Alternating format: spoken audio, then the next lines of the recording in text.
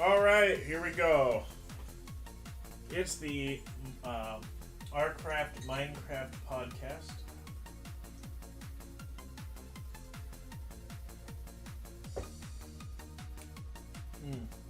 Knew I was going to regret that.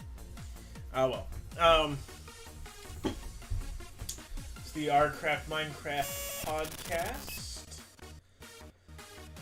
Oh, today it is just me bringing it to you again from the start. However, I should soon be joined by someone or other people. We will see. Alright. Let's go ahead and get straight into Minecraft here.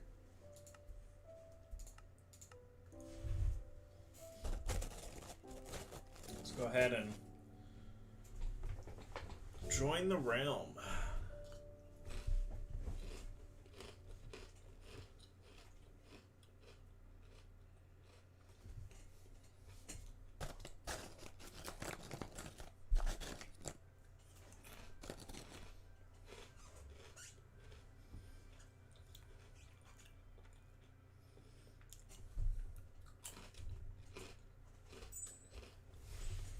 There we go.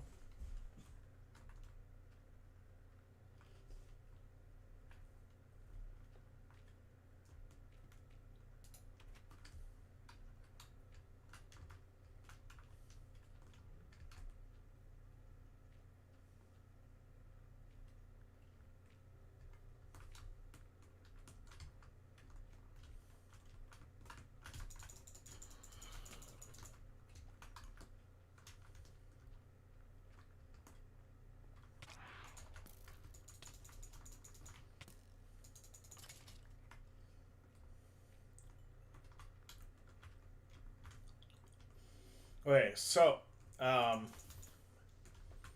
you guys probably don't know what this thing is. This is a,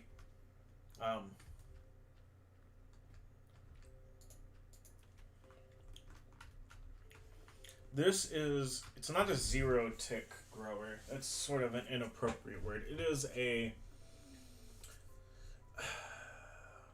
is a sugarcane grower that requires no outside assistance. It runs solely off of the things within. It is a self-contained system. So I think that's exciting.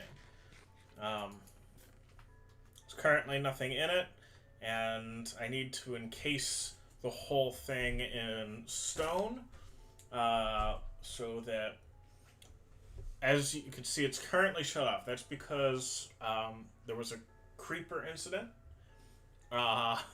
and it took out some of my redstone. I gotta go get some replacement redstone, and then we can run it. I've been running it most of the day. I really should have set up this whole place to sort of hide out earlier. It would have prevented what had happened, but, well, I didn't, and so now I kind of got stuck. I will say, unfortunately, it does not produce at a supersonic pace. It is a nice steady pace, but it is also one of those AFK machines that you've really got to keep an eye on, or else it stops producing, and that's because of what it uses for the bone meal. What it uses for bone meal is kelp, and so it's just like my kelp grower. You sort of got to keep an eye on it. You can't just run it.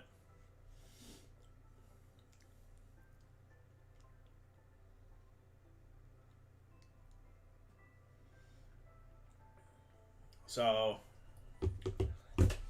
unfortunately, I just kind of got to wait for day, which it is now, finally.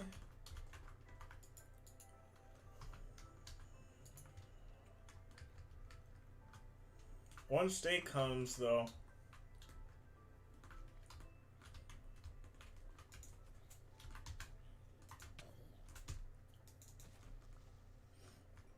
Once day comes, we're gonna let another creeper explode. Because I mistimed stuff.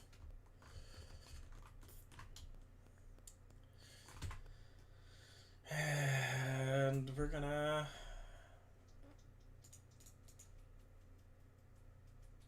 Let's see.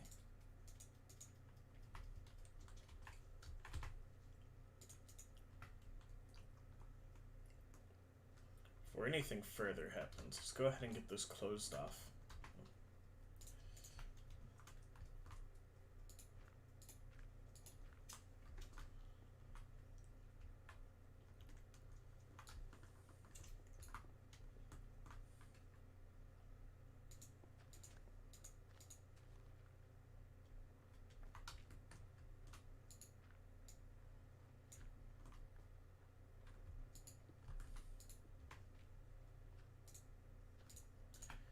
All right.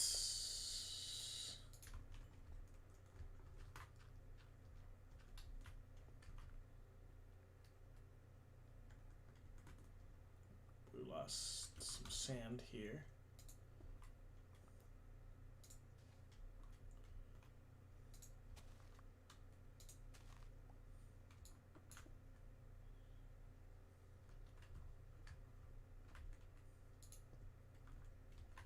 Okay. And now let's go ahead and replace all this with andesite.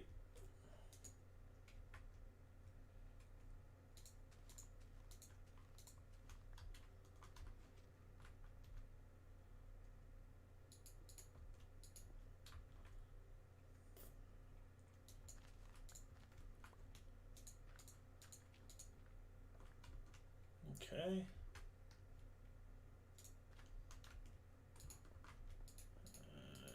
And there we go.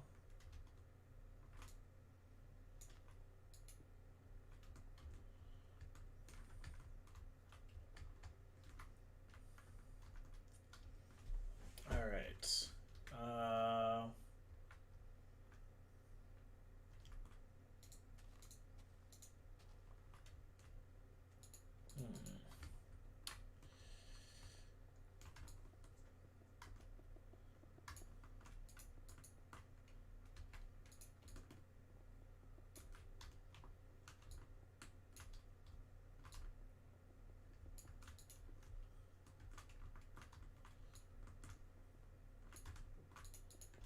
Okay. It's just sort of time to get all this laid out.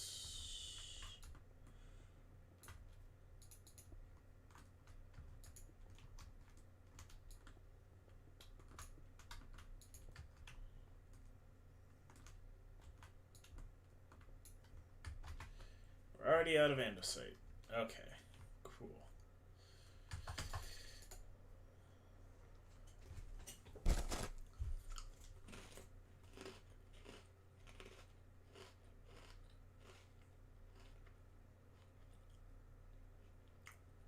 It's real pretty up here.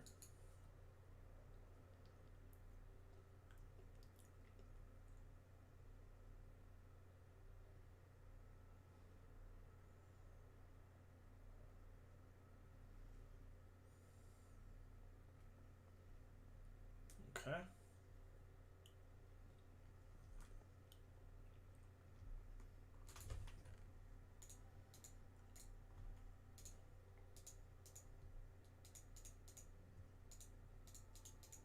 Sort of get rid of all of this. Okay, and now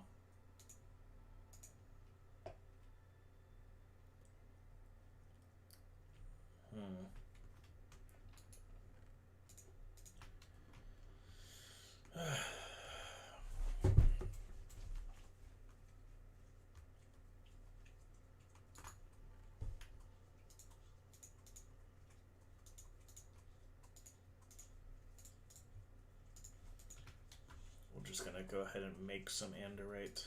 Andesite.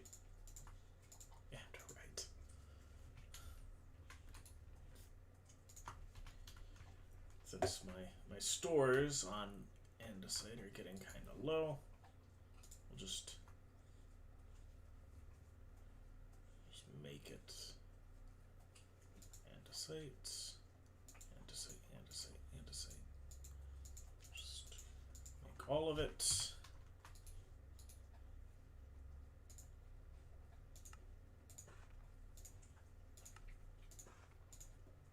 Okay.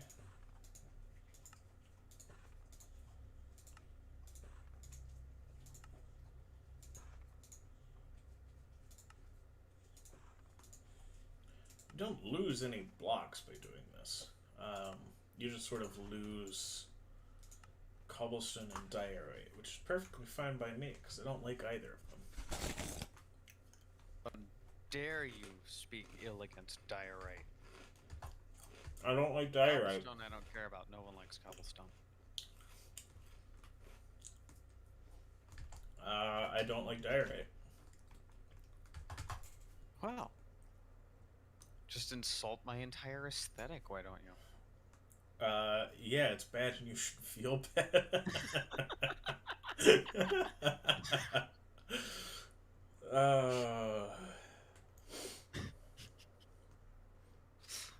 Objectively, your taste sucks. oh, I forgot redstone. Oh, I'm such an idiot. that's that's the line that I think a lot of reviewers of things on YouTube cross a bit too often. They'll point out a plot hole or a flaw in a movie or a TV show or whatever, and they'll be like, objectively, this is a bad thing. Like, yes, plot holes in a film are objectively bad. And he goes, and if you like the movie in spite of this, you're objectively wrong. And I'm like, no.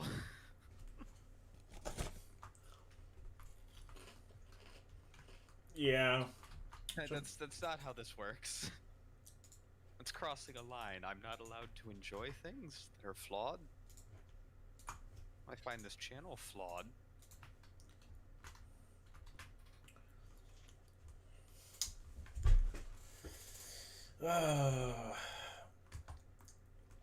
For a week in which not a huge amount of stuff happened, there is a surprising amount of stuff to talk about happening. Oh, really? Mm-hmm. Uh, let's see. I think first and most important, depending on your tastes, Microsoft, I don't care about Windows 11. uh, big news in anime. No Game No Life is having an important announcement. Oh no. Oh no.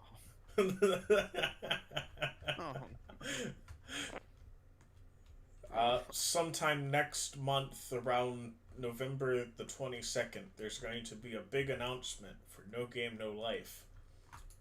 Oh no. They refuse to elaborate on what the announcement is. I don't. I'm scared of what the announcement is. Honestly, the author is deceased. Last I heard. What could they possibly have to announce? Let's see. People are thinking it's probably some sort of mobile game because they don't want to get their hopes up for an anime season 2. I wouldn't either. I also wouldn't like. I wouldn't even go so far as to say if there was an anime season 2 that it would be any good, considering that the author is, last I heard, no longer with us. Which, you know, tends to negatively affect the quality of their future work. The rumors of his passing were greatly exaggerated. Listen, I could be wrong about this, but I remember reading something about that back when that anime was still popular. Well, you can look it up, and I can get to work in closing this thing and making it creeper proof, or more creeper proof than it was. If author.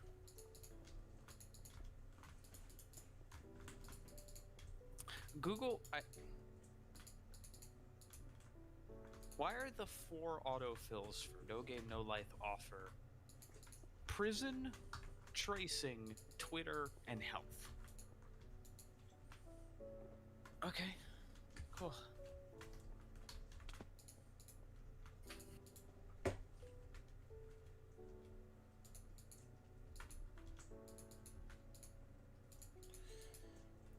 Come on, I hit you with the Mega Mind quote and no comments at all.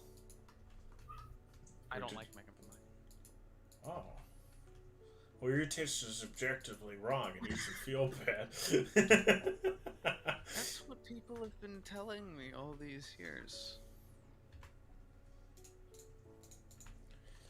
I won't be able to sleep, will I? Oh! Oh! This bed works! What? Huh? Huh? Whoa! Well, that bed works! Guys, that bed works! It's amazing! That bed works! I put it down as a joke. That bed works.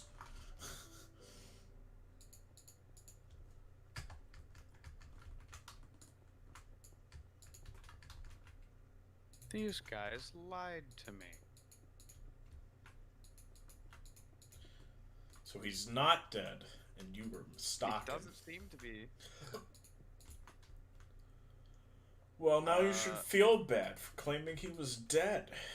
I thought he was. You told people a beloved member of society died. Okay, first of all, literally nobody would have known who I was talking about if I told anyone about this. And second of all,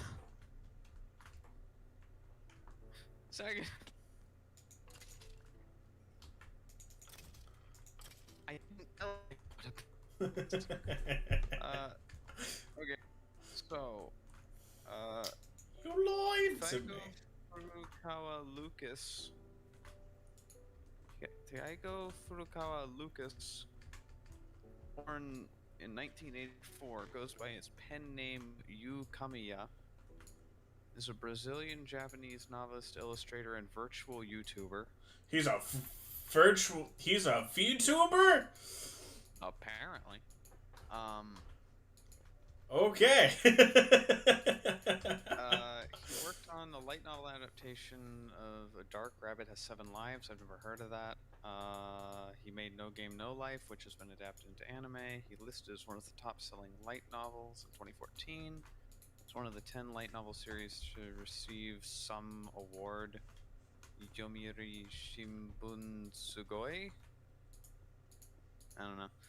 In 2015, his newer light novel and manga series Clockwork Planet. I've read that manga, I believe.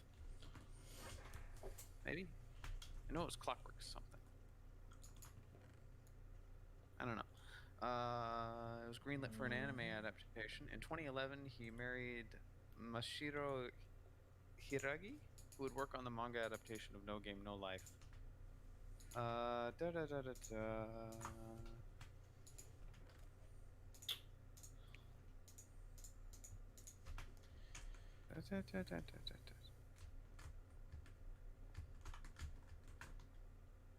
Oh, this might be where it came from. In May 2011, he was diagnosed with stomach cancer.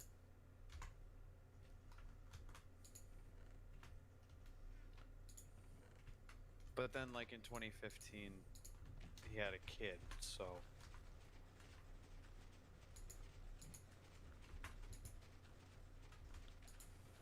It also says that he's still around. Or it doesn't mention that he's dead, which you would think. Oh, they get right on that. The tabloids and stuff. This mangaka died.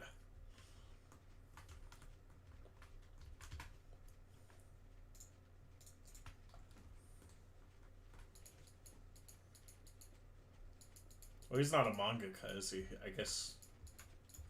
I think his wife is.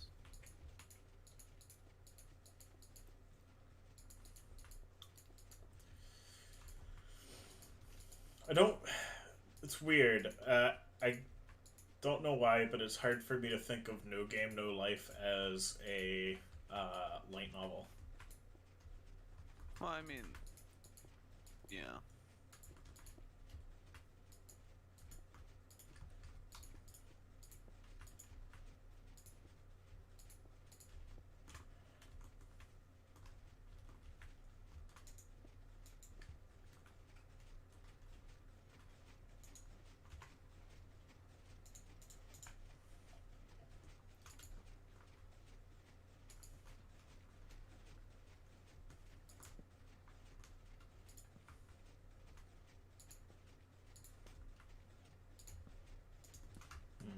Okay.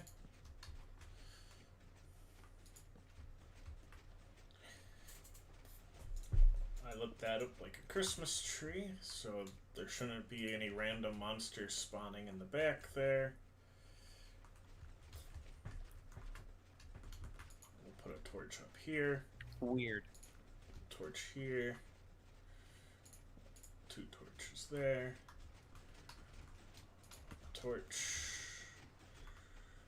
And a torch. But yeah, it's been a real hot minute since that anime was popular. I don't know. It doesn't seem to me like the popularity's ever died. It's just, you know, it's hard to get super excited about something that's not currently being published.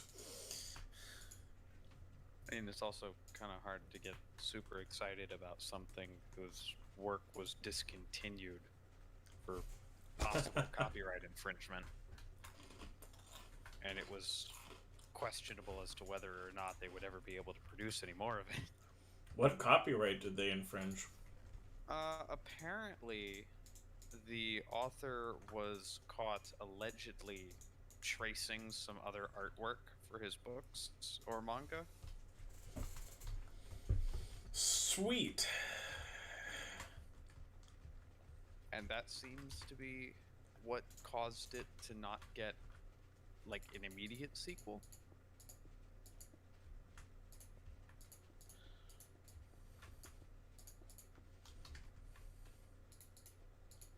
Nice.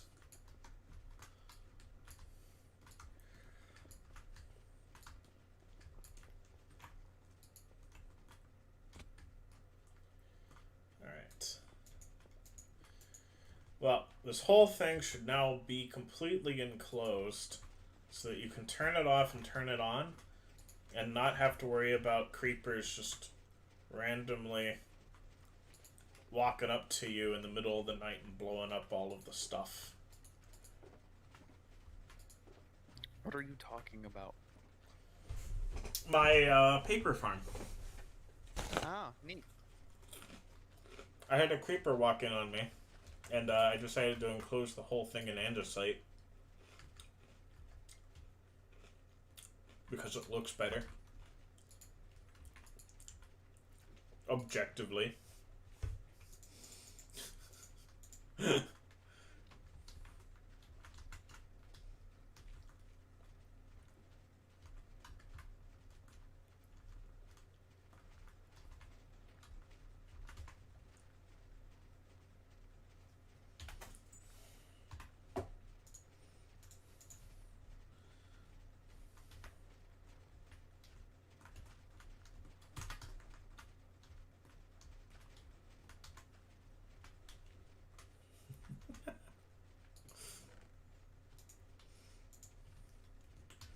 Alright.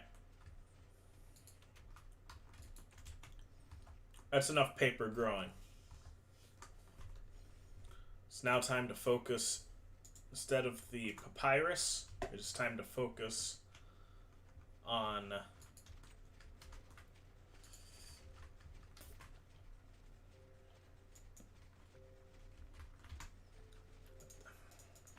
I didn't want to pull up the torch. Maybe pull up the torch randomly. Game.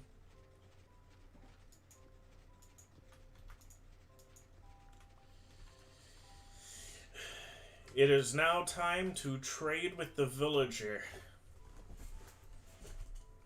Paper! You guys, So yeah, so I didn't show you guys how this worked last time. But it's really cool.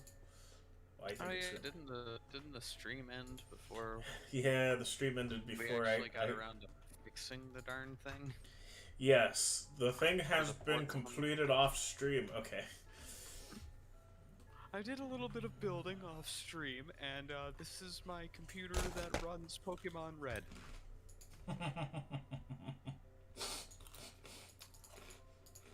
Not Pokemon Blue, because Red is the objectively better version. And I will fight you on this. That's true.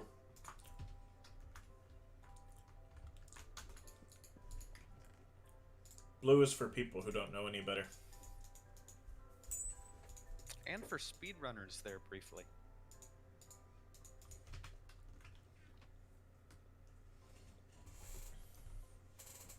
Bah! Speedrunners.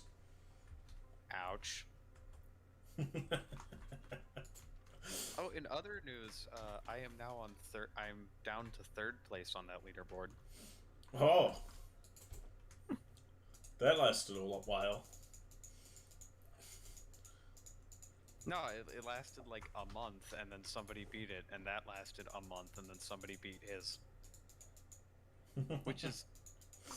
I credit myself for starting this because that category lay dormant for like 2 years before I showed up. And now all of a sudden there's a big fight over it. I'm like, I did this. Ah, no! I'm an idiot. I'm like super idiot right now. So, business as usual then. Yeah, sure.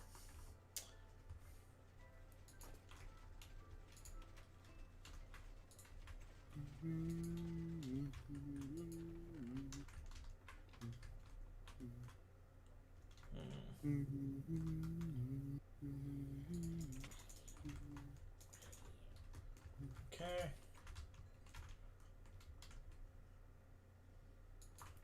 Where are my rockets? There we go.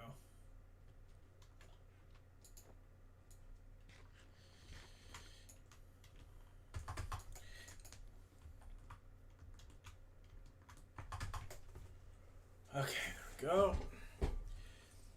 But, I forgot to even get a golden apple. So now I have to go back to Masonville, get a golden apple.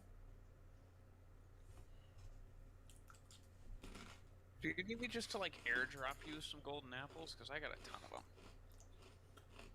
Well, like, I'm using my Elytra right now. Are you in the game? I mean, not right this second. I was too busy looking up obscure mangaka.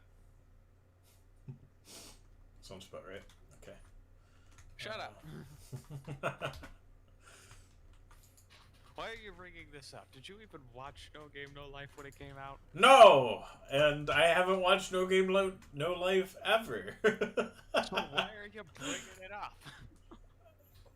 Because it was something to talk about.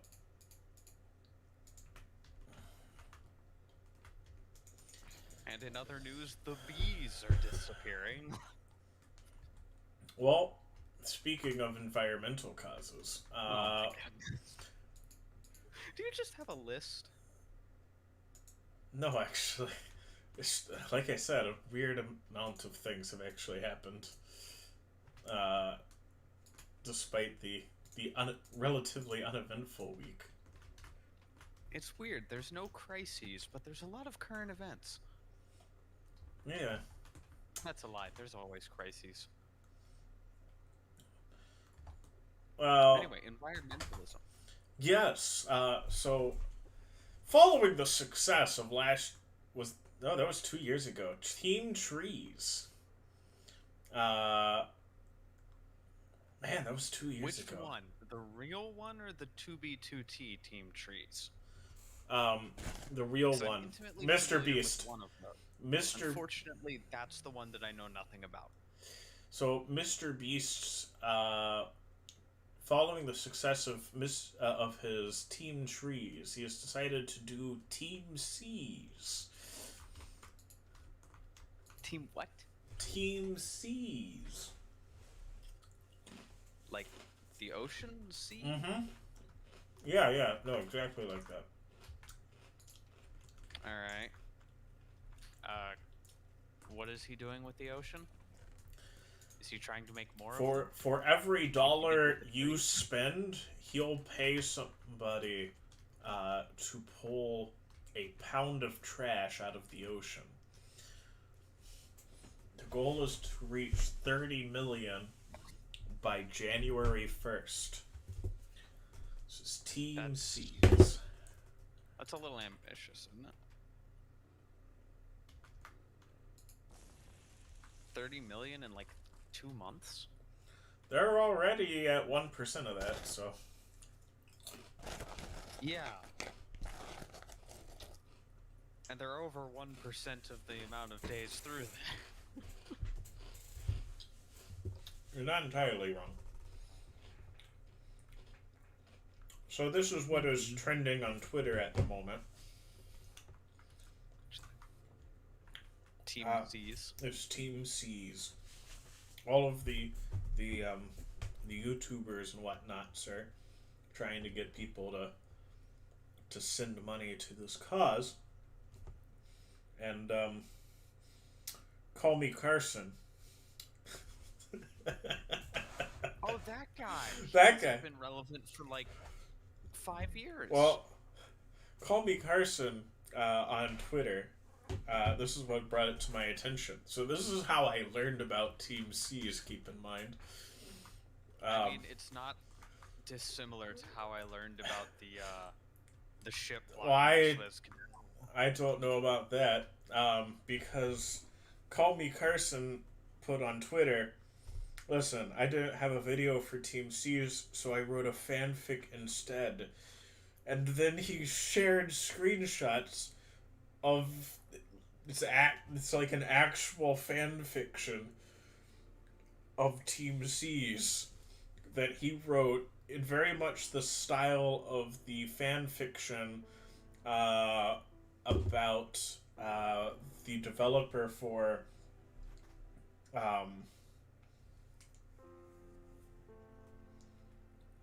No Man's Sky that the internet historian read at the end of The Engoodening of No Man's Sky. He read a fan fiction at the end of that video? He did, and it's if you have not heard him read that fan fiction, you're missing out. You say that about everything, and then I watch it, and then I hate you even more.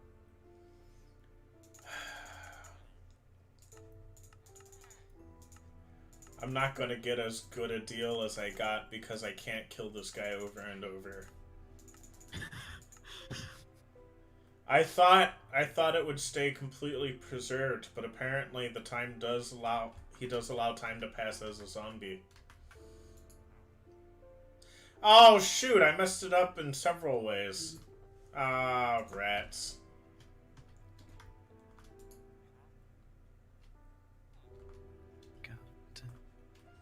Well, now I've got to kill him, and I can't get money super fast here.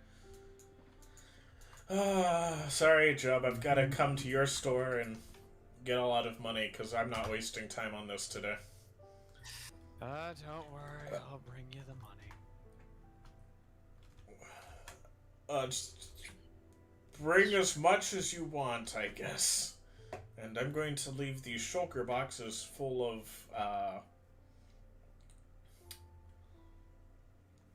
I'm just gonna leave these shulker boxes full of paper here. Paper. Come on, Oathkeeper. It's just you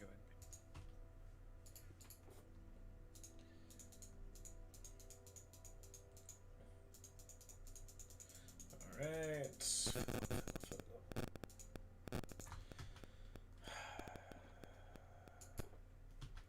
Would something like 2.5 stacks of emeralds work? No. Emerald blocks? 2.5 stacks of emerald blocks. Yeah, we can work with that. I doubt we'll use all of that by the end of the stream, so sure.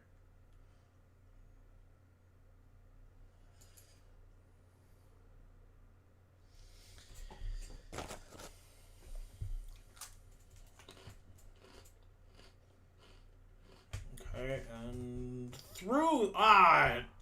Nice. I threaded that needle.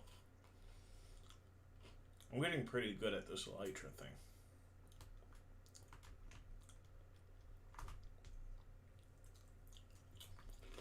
Not gonna lie, pretty elite. What did you just say?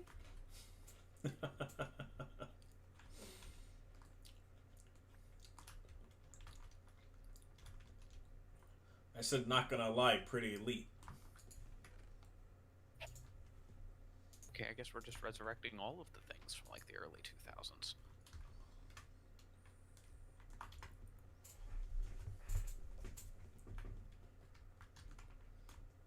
Okay.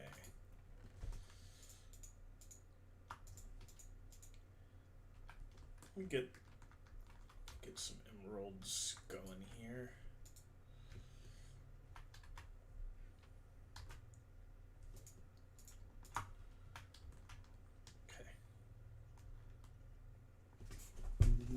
Time to go seal in some more unsuspecting masons as masons.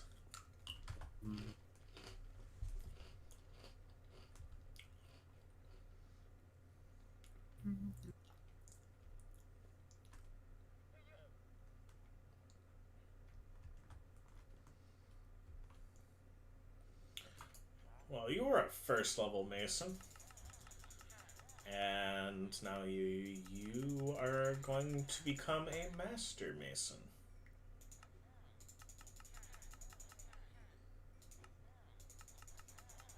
Is that pink glazed terracotta?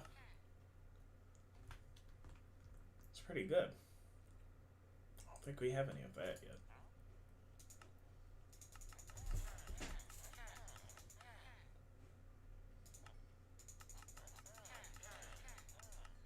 Well, in case you were wondering, I do in fact have on hand the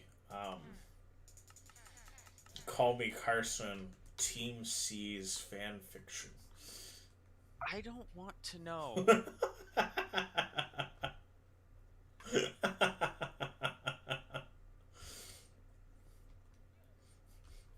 So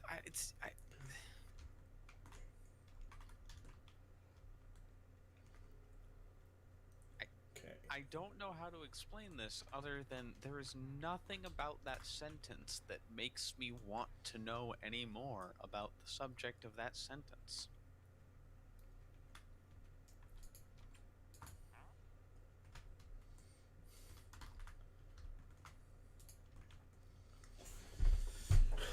Really?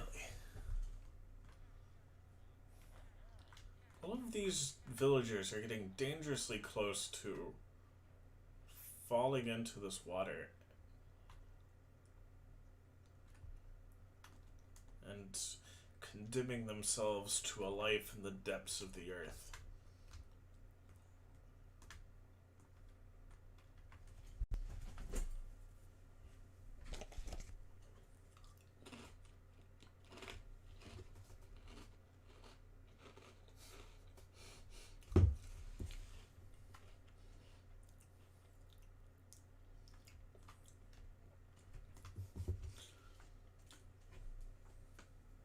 Next time there's a small break in the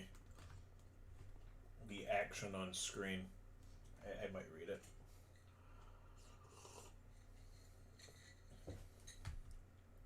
Please don't. Sorry, Jub. You know I can't listen to that request. The opportunity for the first time in our history as a channel to read fan fiction on stream. Can't pass up an opportunity like that. Yes, you can. Yes, you should. Anyway, the goal right now is to trade for as much of the quartz and quartz pillar blocks as possible.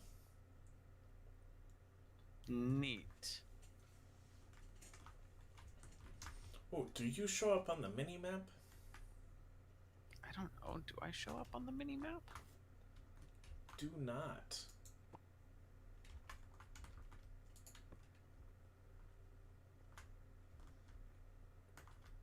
So that's where we are, huh? Mm-hmm. Neat.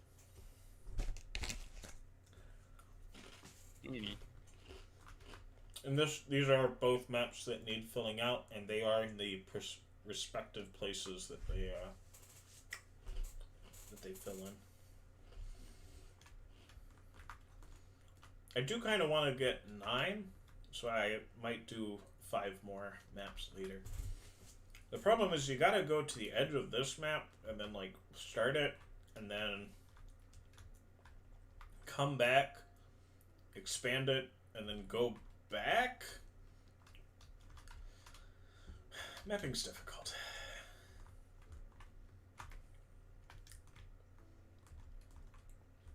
It's night. We should get some rest before we go harass villagers all day.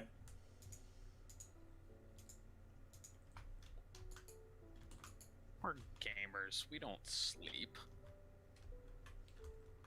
Apparently I don't, because the zombie's right here. Okay. Well, now that the zombie's dead, maybe the game will let me sleep. Nope, there's still monsters nearby. Oh joy. Been telling you for years, the monsters are inside of us.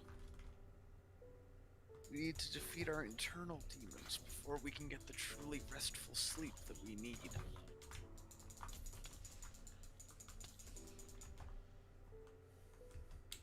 Yeah, that's what my doctor was telling me too. But I didn't listen. And I still sleep pretty soundly, so. That's because you're a sociopath. Fair enough.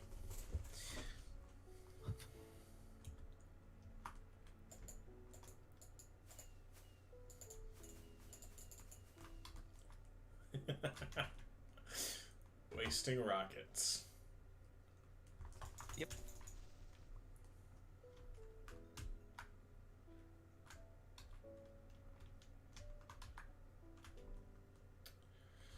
All right.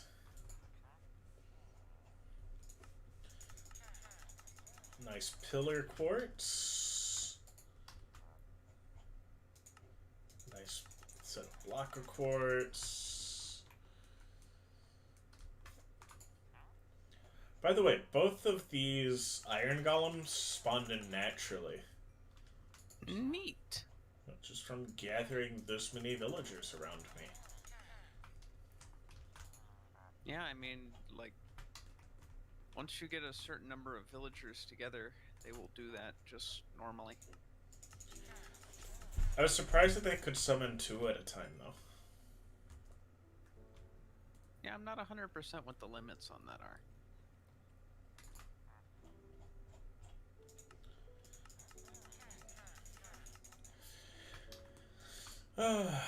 So what's your coffee today? It's a little bit early, but we're approaching the 1 hour mark anyway. I made coffee. Oh, slacker. I mean, like, now that you mention it, I really want coffee, but like, I also really want to sleep tonight. Ah, you're a novice stonemason? We can fix that.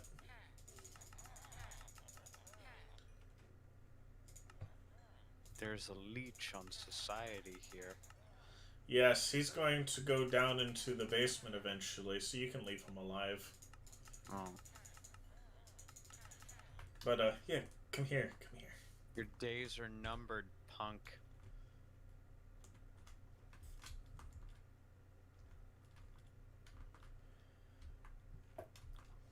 But, so I'm going...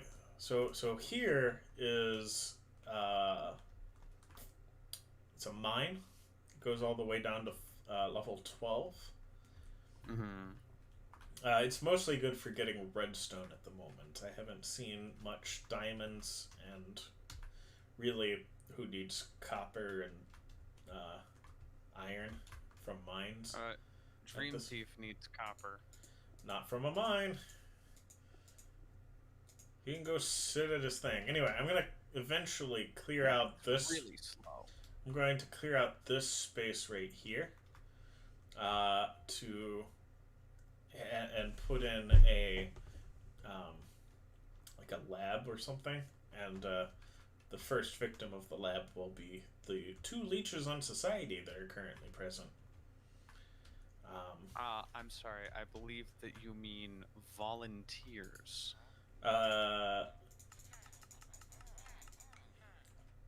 Yes, volunteers for our great Soviet Union. Say, comrade, legally you are obligated to say yes.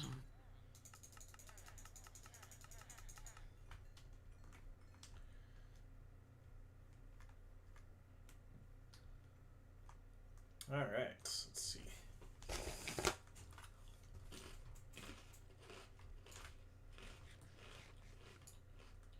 Look what you've done to me. Now I want coffee. I'm gonna be right back. Did you just make an entire ring around this whole thing with just, like, emerald blocks?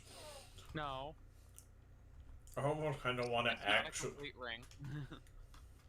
You kind of almost want to actually do that now, despite the fact it looks super tacky. Yeah, it's the most ostentatious display of wealth that you can have. Well, you could also just build an entire mansion out of diamond blocks. I mean, yes, but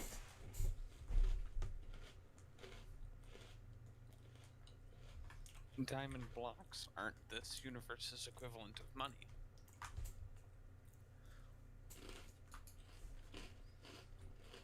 You are correct. But they cannot be exchanged for goods and services via the villagers. That's true. Granted, you can't really exchange anything for services from the villagers, but they do give you paper if you buy it, and glass. And enchanted books. What use they have for weapon and armor enchantments, given that they don't wear weapons or armor, I will never know, but that's neither here nor there, I suppose. I'm pretty... There's pink terracotta, but it does not look pink until you glaze it, and then it's just, like, vibrantly pink.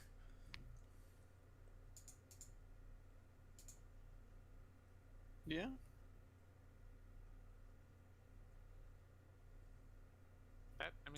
That's a pretty accurate assessment of the pink terracotta.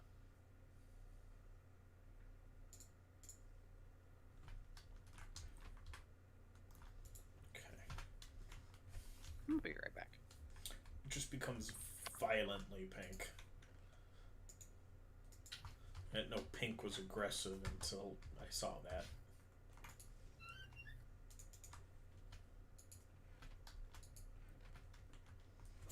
Okay.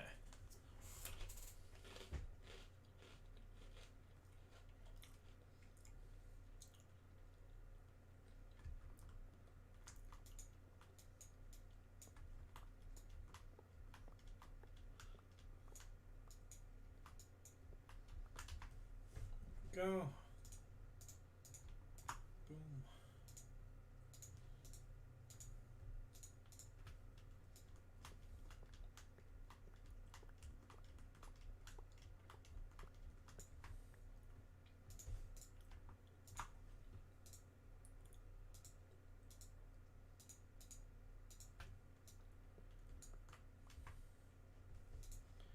Boom.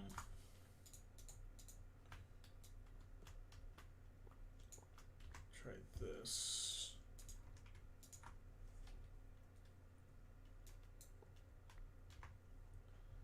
That gets me 260. Alright, we'll go with that.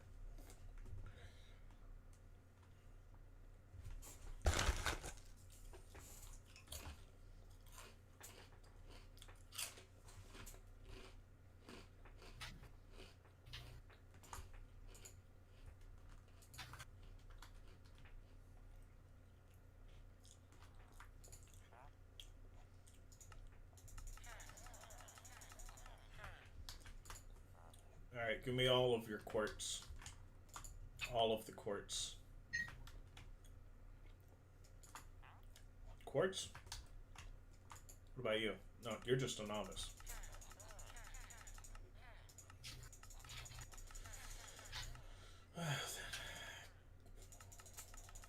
Give me all your stuff. Yes, I want to trade with you.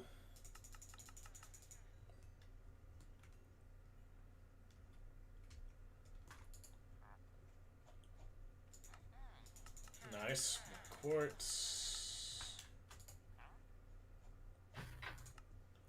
More quartz. Quartz. Pillar quartz.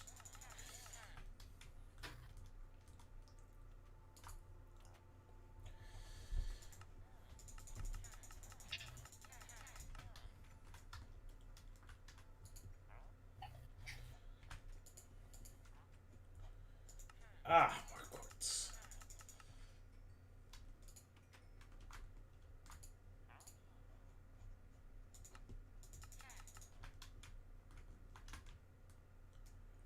What about you? Do you have quartz? You do have quartz.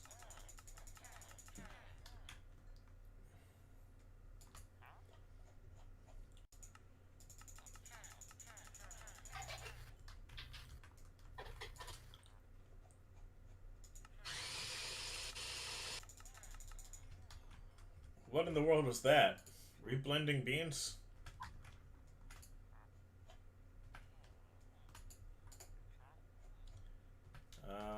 Quartz, quartz, quartz. Ah, quartz.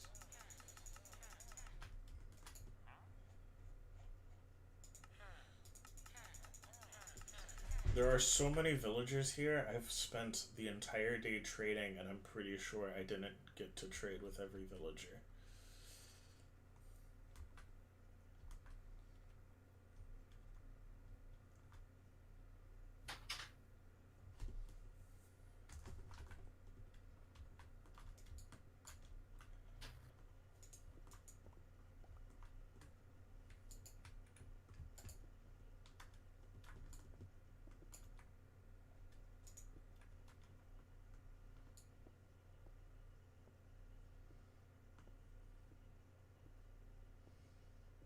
Okay.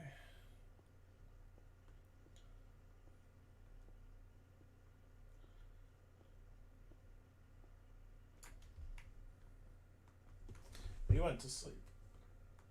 You back?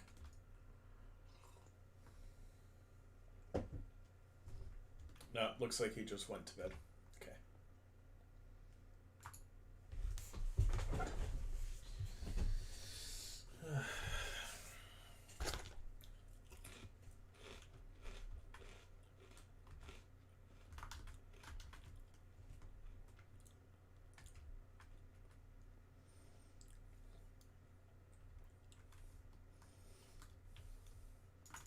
Okay, there we go.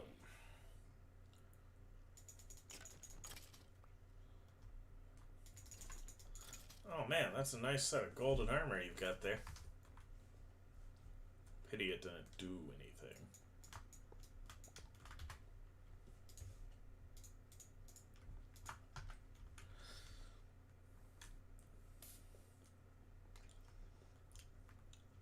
Okay.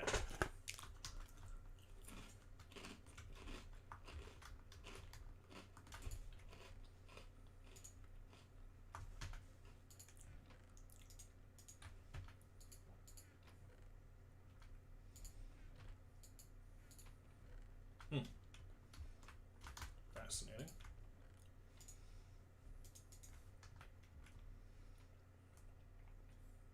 Okay.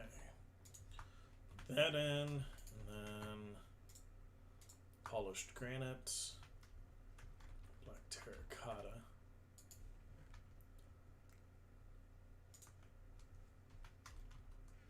Diorites.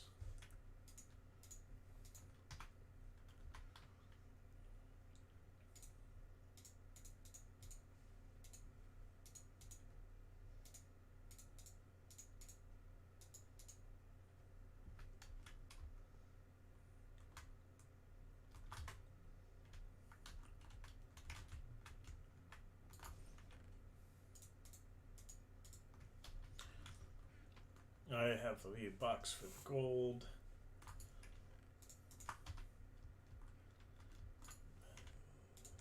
That. Rotten flesh. Now to pick up more emeralds.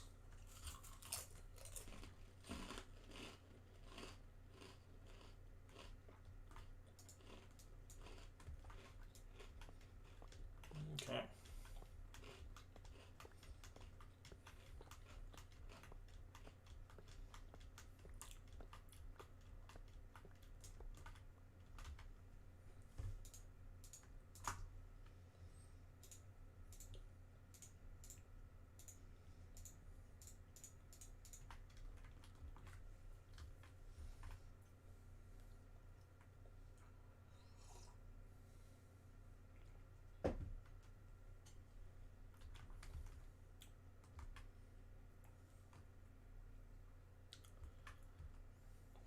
Wait. Just a second. Just got a notification. I have to check this.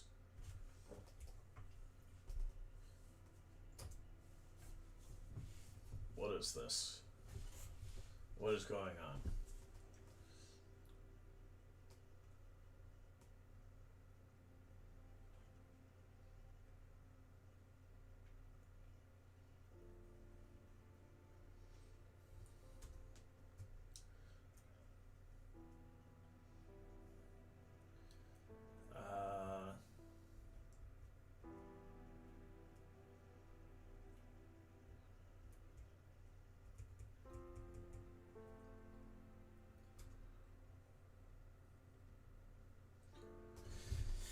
I'm not sure what's going on with this, so I'm not going to bring it up because I don't know what's going on. Alright.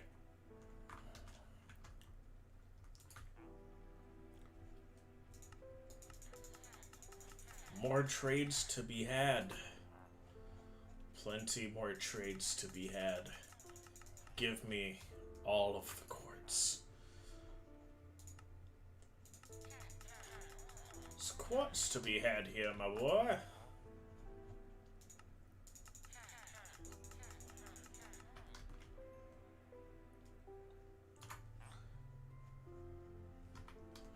Nope.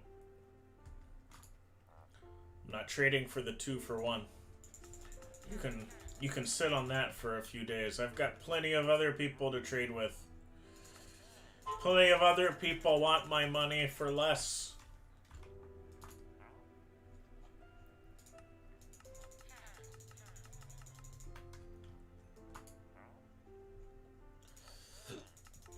Are you a novice?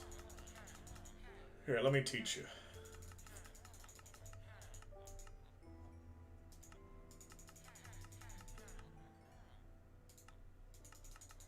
Teach you a thing or two about giving me quartz. Alright. No.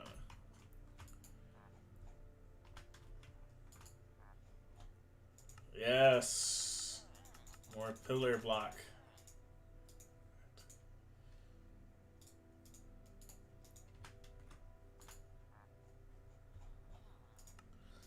Pillar. All the pillars. Okay. Ooh, another novice. So now that you're grown up, kid, your entire existence is devoted to making me quartz.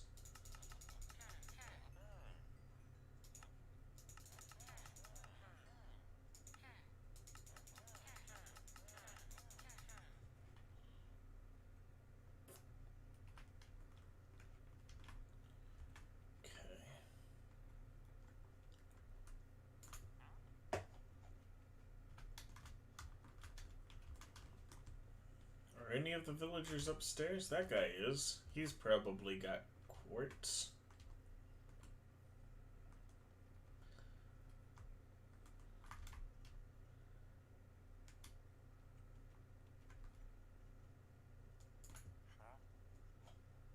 Yes, he does. Give me that quartz. time to gather at the bell, apparently.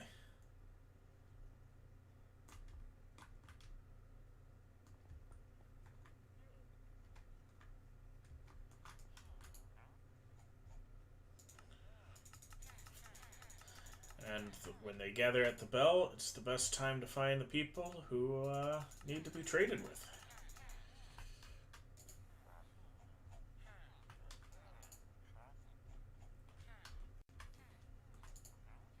Like this novice guy here. Another kid all grown up and ready to become a court slave.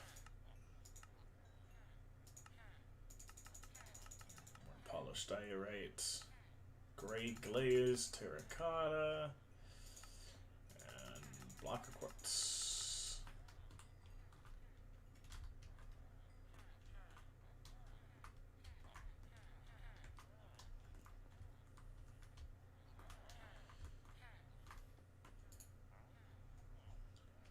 Okay. Nope. Nope. Nope. Nope. Nope. Nope. Ooh, another novice.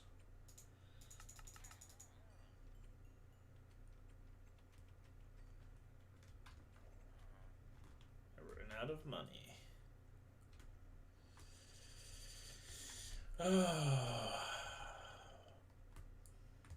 Another day spent just trading with villagers.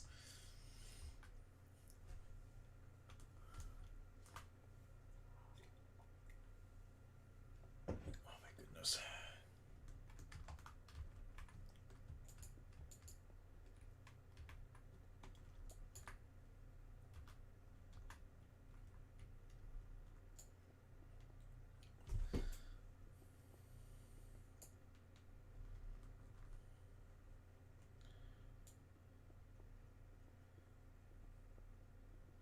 Okay.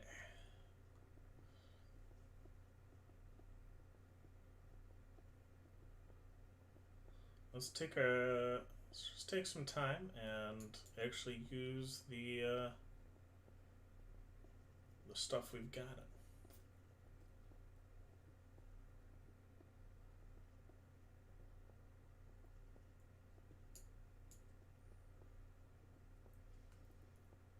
Okay.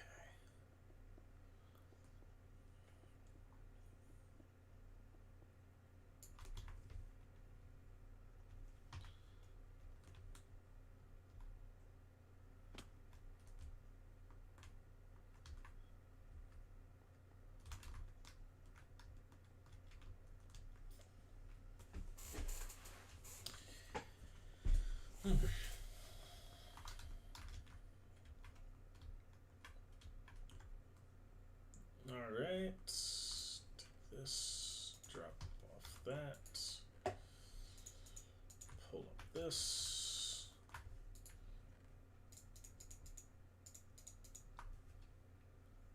Alright.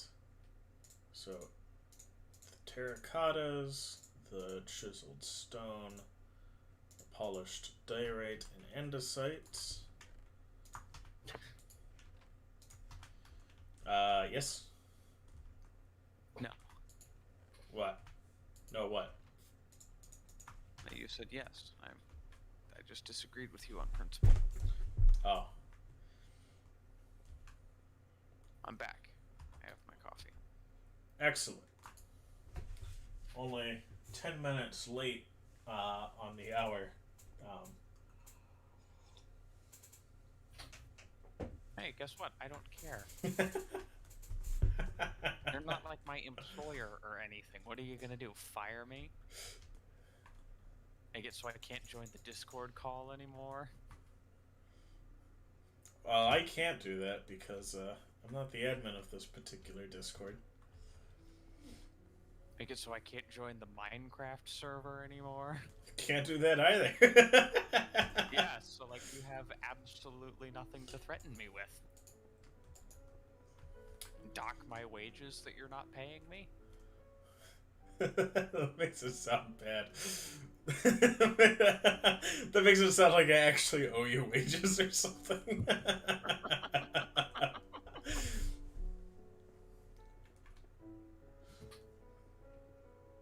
Alright. I mean, we all know that this stream is a lucrative enterprise, comrade. Yes. Me and the one other person who occasionally gets on rack up those buckaroos real fast. All that ad revenue from the ads that we don't have, and the donations from the viewers we don't have, and the sponsors we don't have. All that adds up real quick. So I better be getting some respect around here real soon.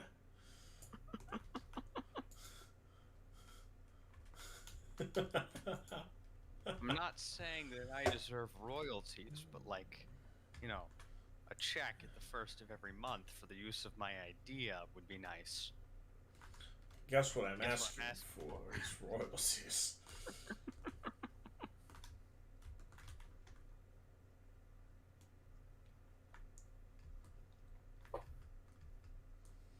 Okay. See, that channel came back from the dead. Why can't Salmonella? John Trent's dead again. Hasn't uploaded in months at this point. I mean, yeah, but he's probably just making Flex Tape Part 3. I can't come back from the dead a second time and not make Flex Tape 3. Speaking of which, in a truly bizarre move, JonTron came out of the clockwork and made a tweet on Twitter. Came out of the clockwork? Sure. And that's what you said. It wasn't political per se. It is something that should not have been political, but everyone made it political. As with everything said on the internet all the time, yes. Yes. So what did he say? I ain't boy. Basically, he came out against vaccine mandates, and everyone was like really mad at JonTron. Mm-hmm. Because most of the people who follow him are apparently from I don't know. Well, I mean, that's also really weird, because, like, doesn't he live in, like... Does he live in California or New York? He lives in New Hampshire. Really? But it's near the New York/New Jersey border. So, I mean, he made that joke one time about going for a walk outside in New York. He used to live in New York, but then he got married and moved out to New Hampshire, which, to be fair, is a pretty smart move.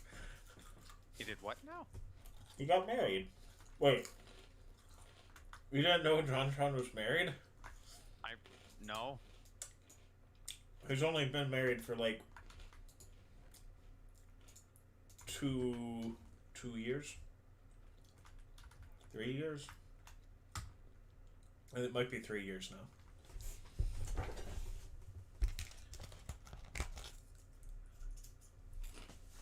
He got married right after Flex Tape 2 came out.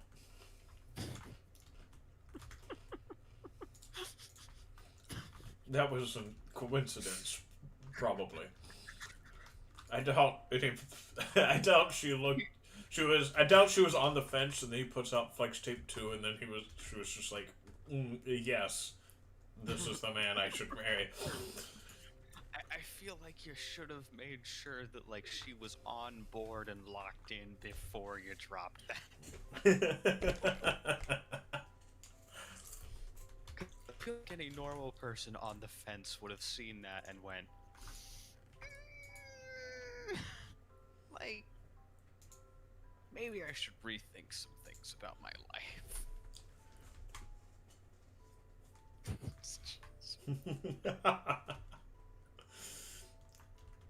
Did you pick up all of the I did. emeralds? I did. Great.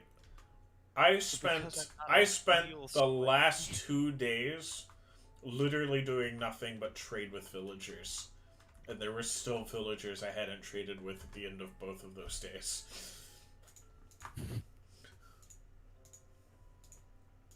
Is it because I'm not a real celebrity? What are you doing? Just pick this up already. I've got No. everything I need for right now! No! Come back here. Take your emeralds. Anyway, so what's your Try and coffee? take my emeralds. Hold on a second.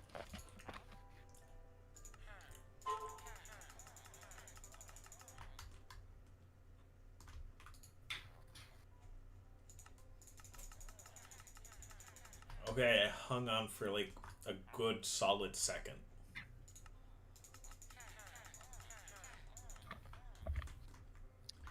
It is a medium roast coffee from Mount Elgon, Uganda. Okay. Its tasting notes are almond, golden raisin, and green grape. Interesting. I also have a golden raisin coffee at the moment. But what's your opinion on that so far? Does anything about it at all remind you of raisins? No.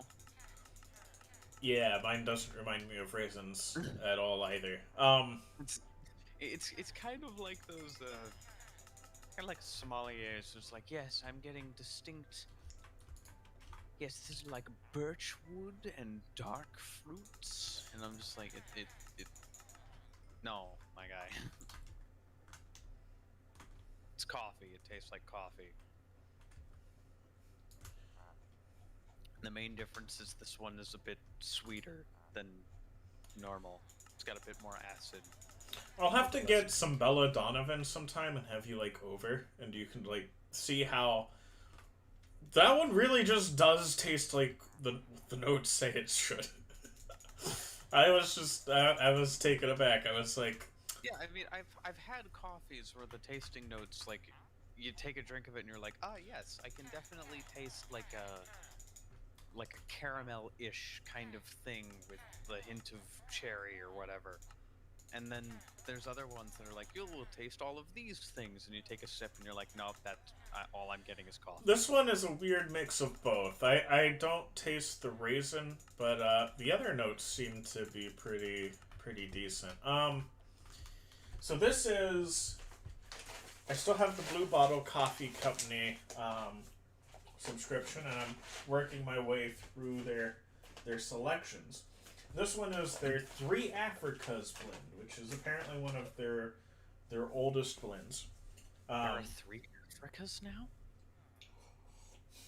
I completely missed the launch of Africa 2? And Africa 3. Man. You missed Electric Boogaloo and the Need for Speed. Revelation.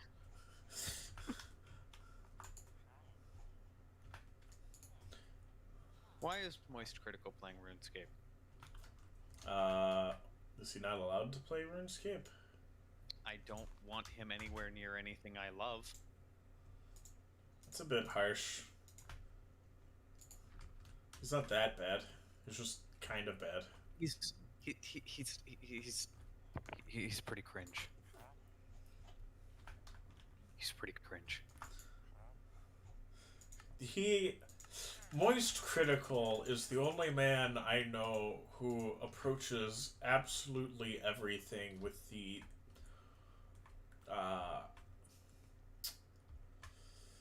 he approaches everything he does with an air of confidence that should be reserved only for those who are deity, and he's not. Like,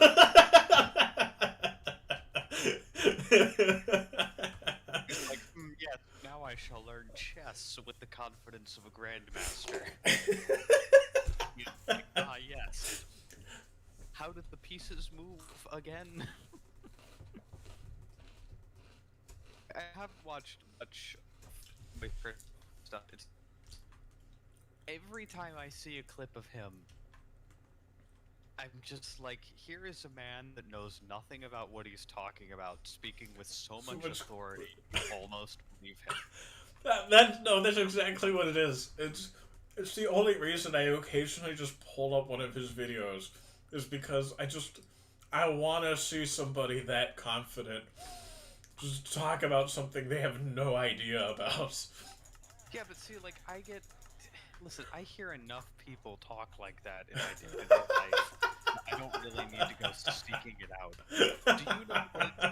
Do you know what it's like to deal with, like, small children every day? A little bit. It's like, did you know that the sun burns because it's made out of gasoline? Amazing. Revolutionary. I just kind of have to look at him and be like, no, it doesn't. Scientists want to know your location. Harvard called and then quickly responded with, wait, never mind, wrong number. Okay, I could use some more emeralds now. It's just that... You really can just spend all day just shopping here and not run out of... That's all the emeralds I brought with me. You take 30 and you can spend... Don't go spend those all in one place. Yeah. I'm gonna spend them anywhere. I'm watching a YouTube video. Oh. What, you thought I was helping? I did, actually. You know how I said we weren't going to spend all of these emeralds by the end of the show? I mean, what blocks do you want me to buy? All of the quartz. I did say that. Yeah, but like quartz pillars or all of the quartz. Every variety? Every variety, as much as you can get. Because I can turn the quartz, the blocks quartz into whatever I want. The pillar quartz are stuck as pillar quartz, right? I don't know. That's true. Do you think I understand these? They're literally just a decorative block. But do you think I understand what you're doing? You don't even understand what you're doing. I know exactly what I'm doing. I just do it poorly. Spoken like a true Moist Critical fan.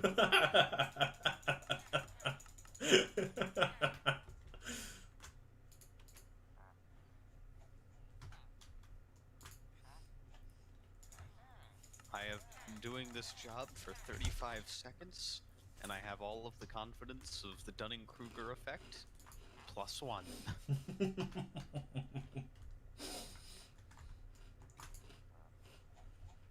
You know, there were some recent studies done that showed that the Dunning-Kruger effect might actually be hugely exaggerated in previous works.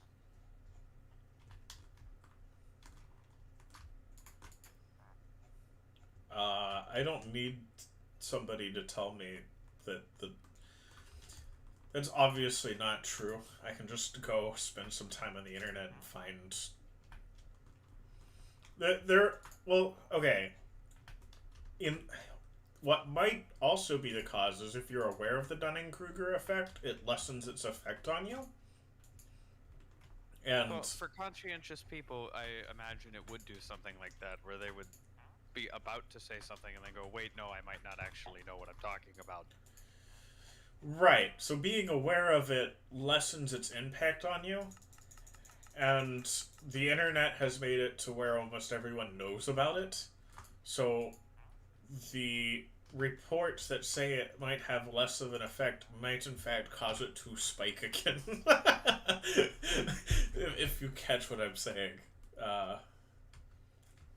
Yeah. It like, made... oh, well, I guess this isn't a thing, and therefore I do know what I'm talking about.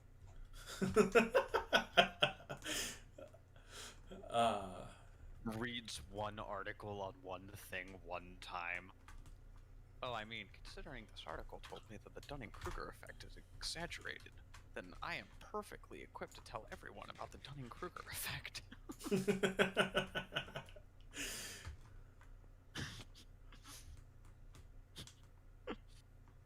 There's a new. We've got a third Iron Golem now. We're also out of villagers to trade with. Somehow, some way, we finally ran out of them before the end of the day. Well, time to get to building. Somehow, some way. It's not actually a song I'm aware of, but it sounds like it could be a song. Wow, the Somehow. pillars have a weird effect. So you're like looking at it and like approaching it, like kind of makes your screen fuzz out a bit. It's weird. No, you just have a bad TV. Well, it's a monitor, so. You just have a bad monitor. I'm just gonna keep changing my story until it's correct. Well, I mean, that's what scientists do nowadays, so. I mean, in fairness, that's the purpose of science. No. That's what The people purpose are. of science That's is what to people. say things That's what. and then see if it's true or not. That's what people are taught is the like. That's how people are taught the scientific method today, but that's like the incorrect. It's one of the most incorrect approaches to the scientific theory of all time. No, the most incorrect method of scientific theory is I say something, therefore it is true. Okay, fair enough. But the way you're supposed to do it, the way it was originally set up, is you would make a hypothesis, and you're not trying to prove your hypothesis right. That's where everyone gets it wrong today. They're taught you attempt to prove your hypothesis right. You don't. You are trying to prove your hypothesis wrong. Because if you can't prove it wrong, there's less of a chance somebody else can prove it wrong. And you're supposed to go as hard against your own hypothesis as possible. But yeah, that's how you get rid of confirmation bias. Right. Or at But least mitigate the way they teach science nowadays is you attempt to prove your hypothesis correct. You don't.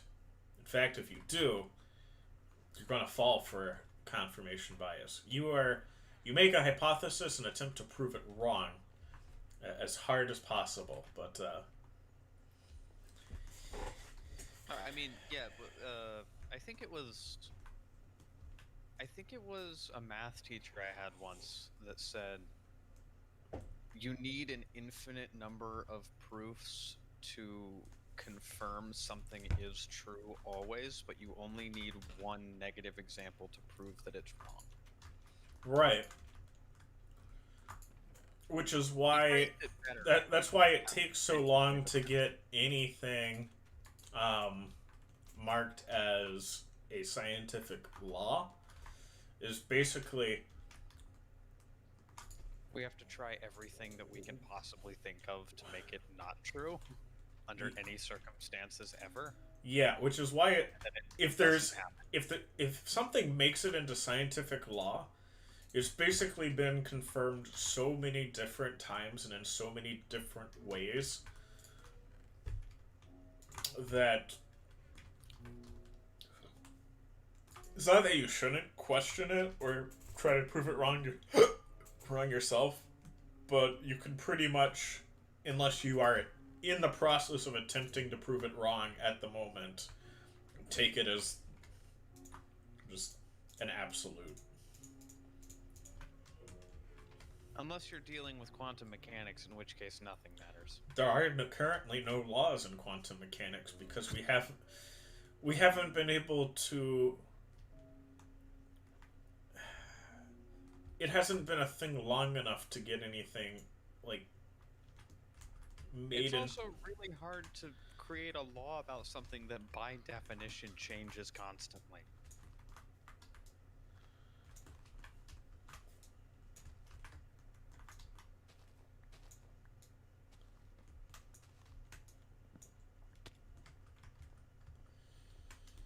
All right. Anyway, my one deep and abiding my comment on my deep and abiding hatred for quantum mechanics aside for the stream. Oh, I was talking about my coffee and got seriously sidetracked. So this was the first time in like 2 months I've had a new coffee. Yeah, you've been rocking the beta blend for so long. Yeah, I had. Completely on accident for the second month. It was definitely... As of right now, the beta blend is my least favorite out of all of the Blue Bottle coffee I've had. The Three Africas, my first sip, I was sure I liked beta blend better. And then my coffee got cold. And, then you could actually because taste some of the things. Well, no. So, I drank some of this yesterday to formulate some opinions on it before the show. And my first sip of it, oh man, this is a highly acidic coffee. Let me read you the notes: golden raisin, winey blueberry, lemon zest. And like I said, except for the golden raisin, I can see what they're going for with both of those. The winey blueberry.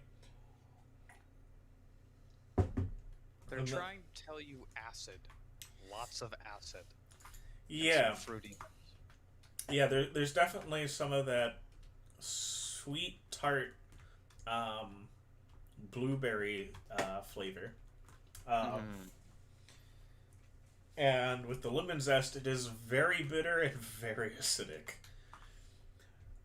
And when I first tasted it yesterday, I was like, "Ooh, I do not like this. I'm gonna drink some for the show, but that might be my last time with it." And then my coffee got cold, and I have to tell you, it rocks the lukewarm to cold coffee stage pretty hard with a bit of milk. The acid sort of calms down once it reaches about room temperature. And with the milk, when milk's given a little bit of time to sit in it, it also tones down a little bit of that bitterness and makes it just basically a nice strong coffee. So I've got to say, I was actually impressed with how it changed over time, and I might eventually try some sort of cold coffee concoction, maybe like make a homemade frappuccino or something, get a bit of ice cream, blend it into that, come back with what I think of that. But yeah, it surprised me a little bit. I thought for sure I was going to prefer the beta blend, and turns out no. I do like this better, but it's not going to ever be a hot coffee for me. I don't really want it fresh anymore. It might be good as an affogato. Not currently up to date on what that is, so Pour it over vanilla ice cream, my guy. ooh, okay. I have done that before.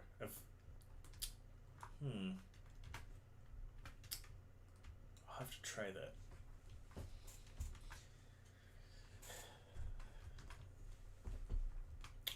But yeah, so Three Africas. It's called that because it's made from a blend of 3 different African-sourced coffee beans. Really? I thought it was literally made from the second and third Africa from a parallel universe. There might be some of that shenaniganery going on too.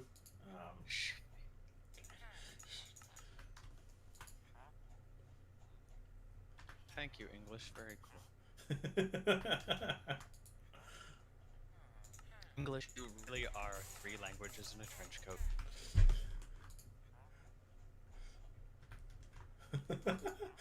Oh, a new novice to uh, rise through the ranks really quickly. Because once you're all professional stonemasons, I can have my thing back.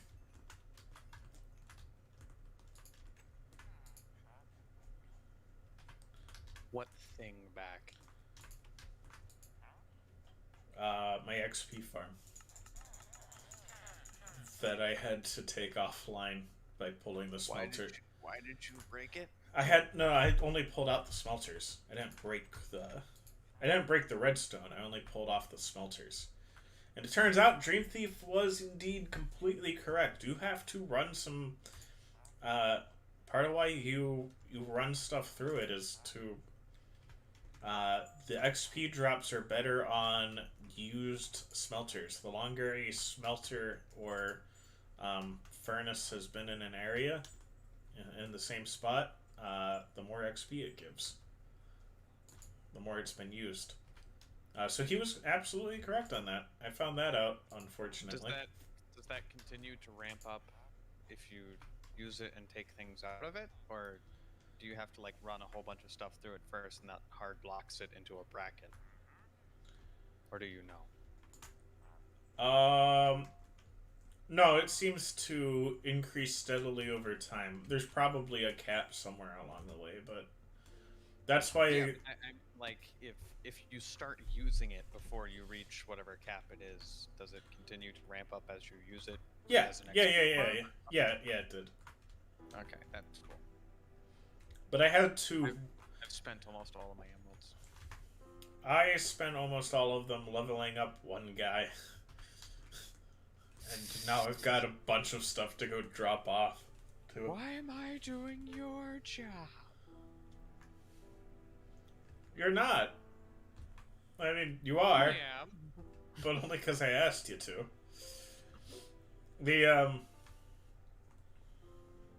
Well, then that would be why, then, wouldn't it, comrade?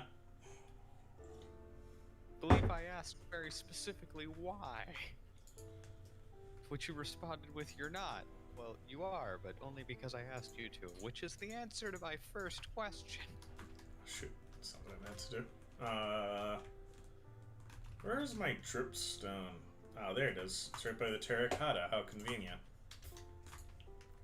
Occasionally, masons sell dripstone, which I don't know if anybody's going to be interested in because Dream Thief just has a really large dripstone farm. Well, I mean, there's also not really any use for dripstone anymore because they got rid of the potion thing, and we can use Dream Thief's lava thing whenever we want. True. My lava dripstone thing is mostly for aesthetics purposes, to be honest. Just to make it look like a completed house.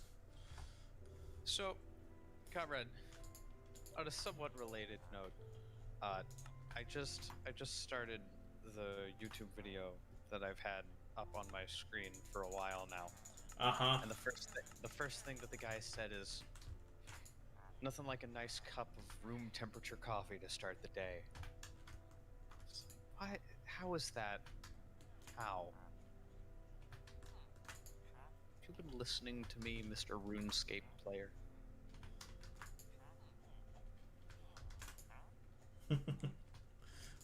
This is what all those people were talking about actualizing reality in your mind.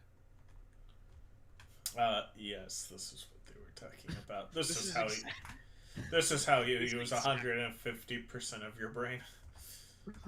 This exact situation.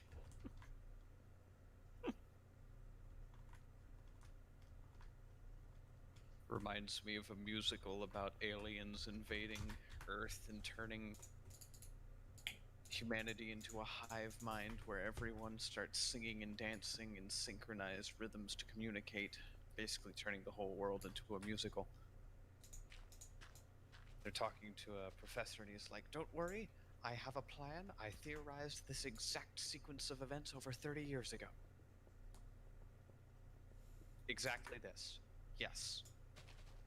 With the aliens invading and the musical numbers and all of this. Yes. All right, I guess we're rolling with that now."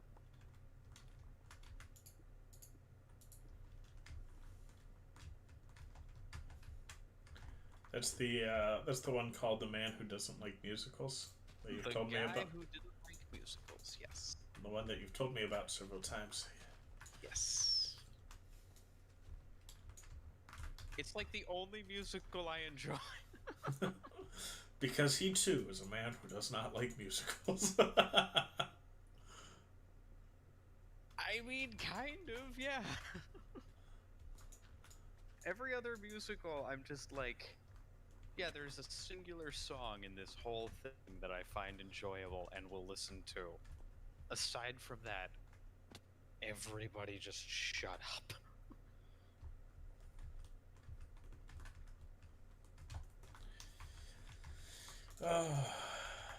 I love Which is how weird.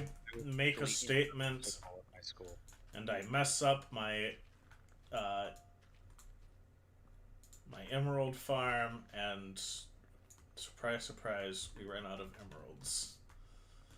I mean, Like- we didn't run out of emeralds. I have tons of emeralds back home, but like, want me to go get them? I mean,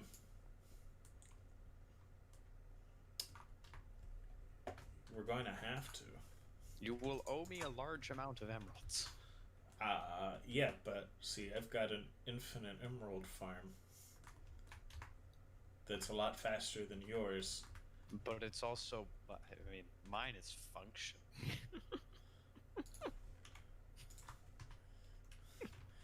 That's true. So if Yours. you want to compare actual speed. That's true. Mine's faster, and it currently has a lot of.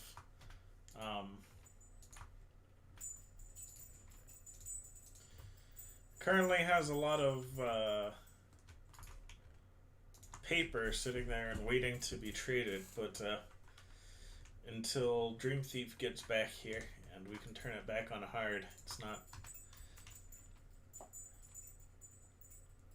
We're not doing It's much not with it. functional right now.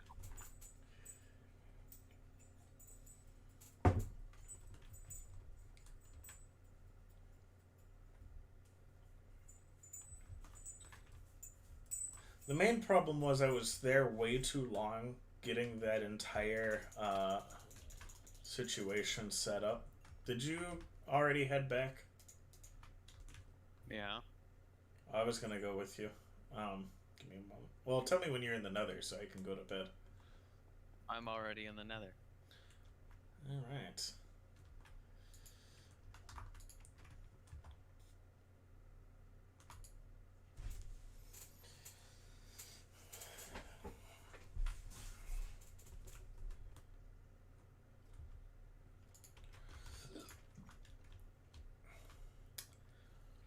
Well, you know what? While I wait on you to get back here, I'm gonna take my elytra and we're gonna go map some of this stuff. You go do that.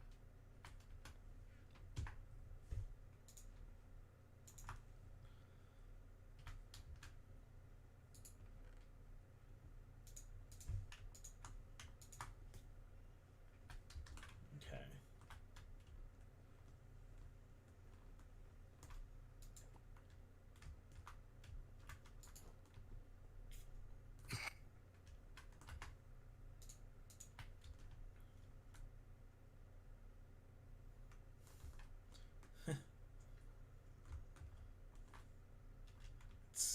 It's marked you as red and way off in the distance, which means yeah, you're still in the Nether.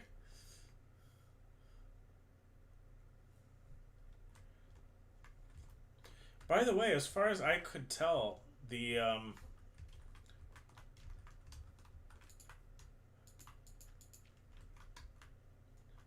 random Nether portal I found yesterday was just a naturally spawned in nether portal. Hmm. Interesting.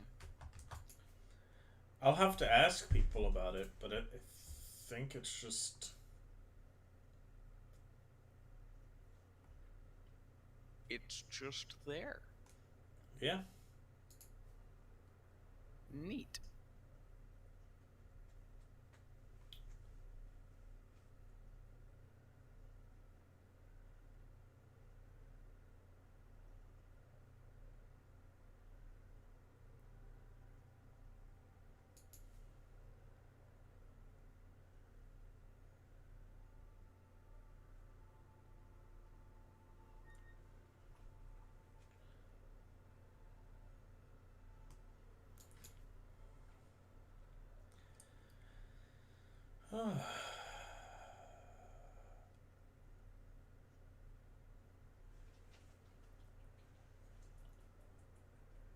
Man, this forest is pretty.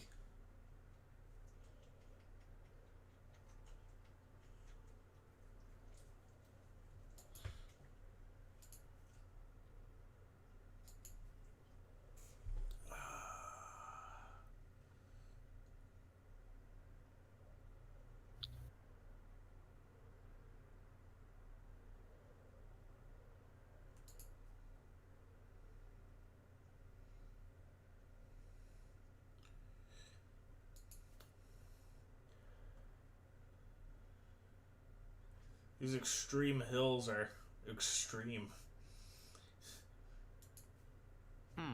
Yes. The floor here is made out of floor. Yeah, well, they were going almost all the way up to the hundreds, so.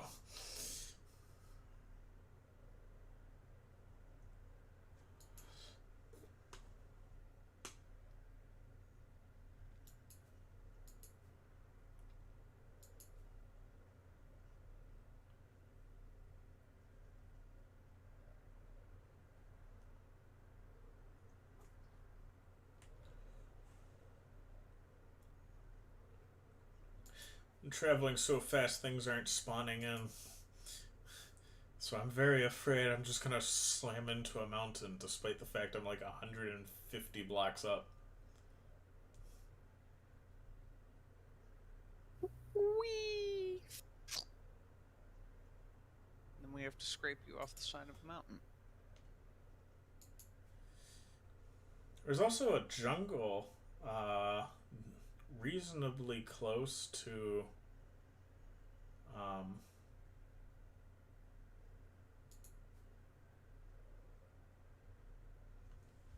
close to Copperton. I don't know if anyone else knew about it.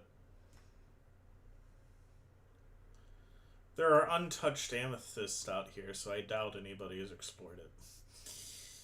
Because, you know, our fellow Minecrafters would be all on top of that.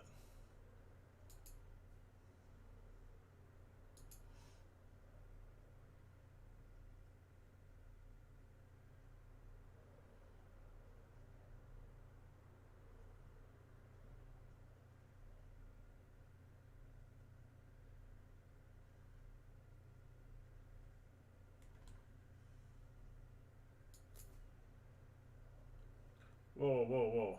I'm already down to 13 rockets. Need to head in for a refuel, I guess.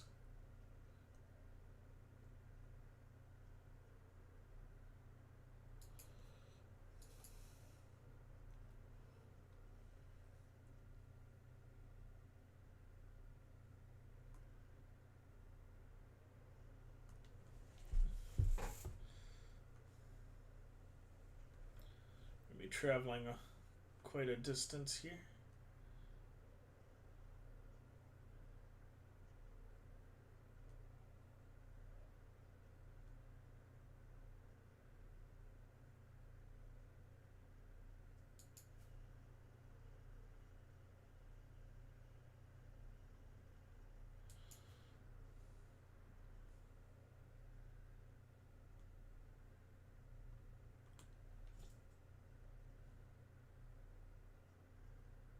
There we go.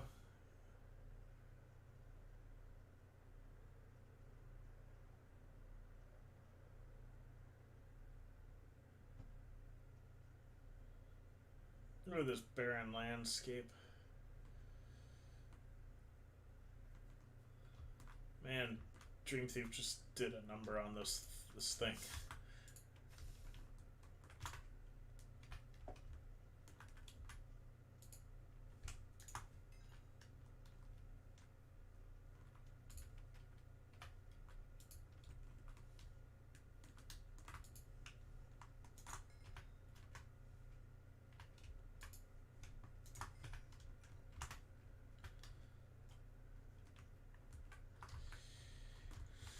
Alright, time to go back home.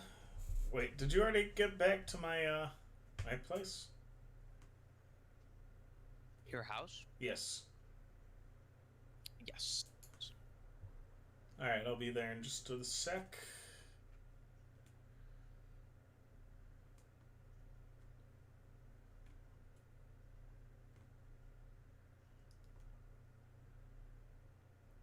So I glide over the desert.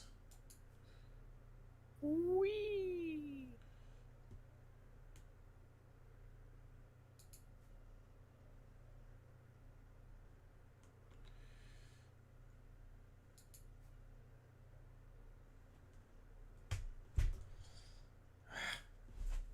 Didn't get to thread that needle.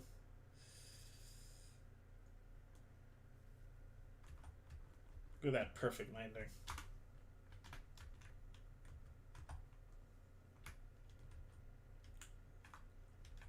This map got more done. Can you see it? I don't know. No. I don't know if you can see the map in my hand or if it just looks like a piece of paper. No, it's just it's just generic item. All right, it looks in your hand the same way it looks if you throw it on the ground. That's how it looks. Like a little map with scribbles, or a little piece of paper with scribbles. Yes. Well, now you can look at it.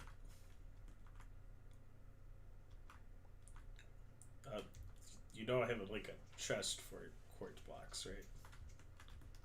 This is better. Make it rain, baby. You're right, it is better. I can make it more awkward. That was the intention. Well, thank you for the opportunity. There you go. No pillar blocks? I already placed the pillar blocks. Ah, so you did. Now get ready for the 7 stacks of emerald blocks delivered one at a time. Excellent. I'm not doing that, by the way. Well, there's an emerald box over here. Where? Right here. Do.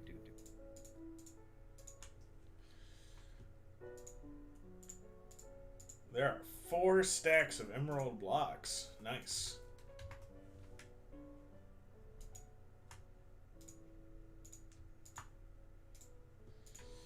And we'll just convert all of these. Wow.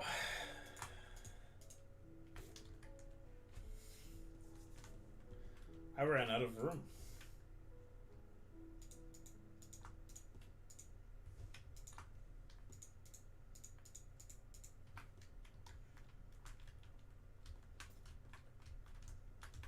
It's already nighttime.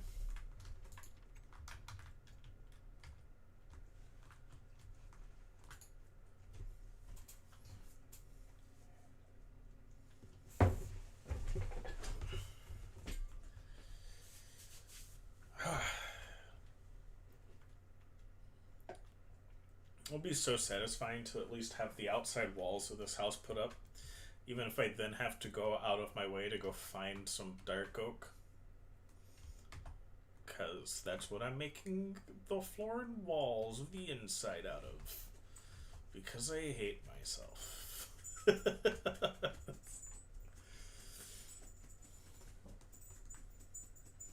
My poor pup.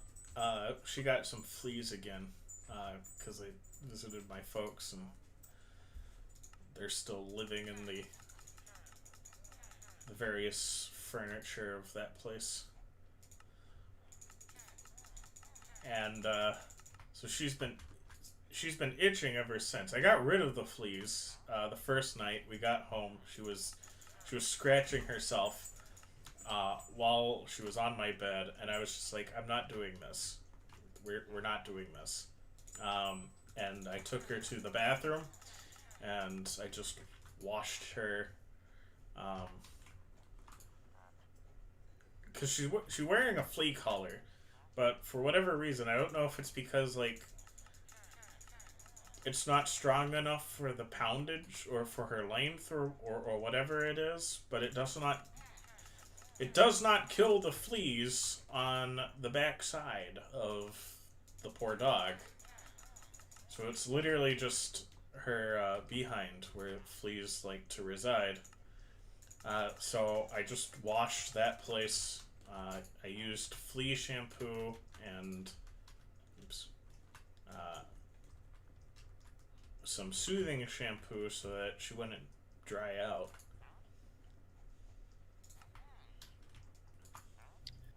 But she is still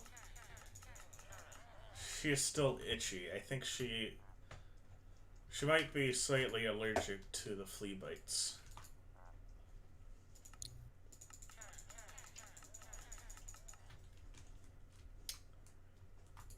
Is this one of the events that you had, like, in your mind earlier today that you were going to talk about on stream, or did this just pop into your head? Popped into my head because the dog was right behind me scratching herself, which was what that little jingle jangle was. Because I finally got her a dog tag. So she got... That's nice. Yeah. So if she gets lost, people know my phone number to call on the little tag that says Chihiro. And I'm not going to put my phone number on stream because I'm not stupid. If my dog gets lost, be safe and secure knowing that I've doxed myself.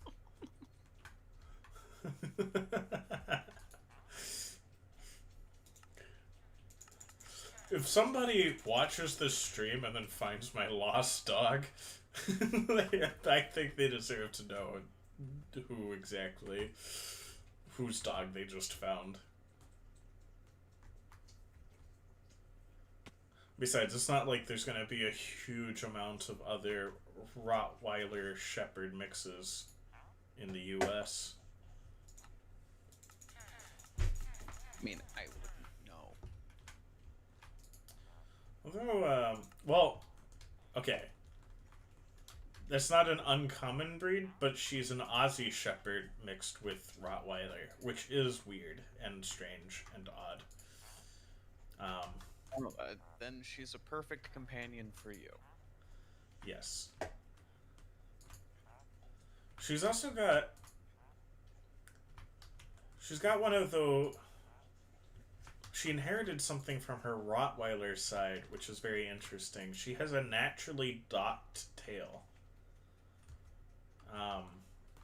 Which is a rather uncommon mutation in Rottweilers, and somehow was also either regressively present in her Aussie parents, or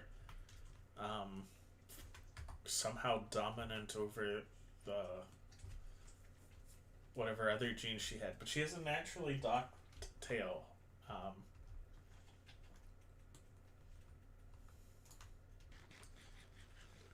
I think it's naturally docked, just from the way that the fur lays on it. It doesn't look like it had to heal over or anything.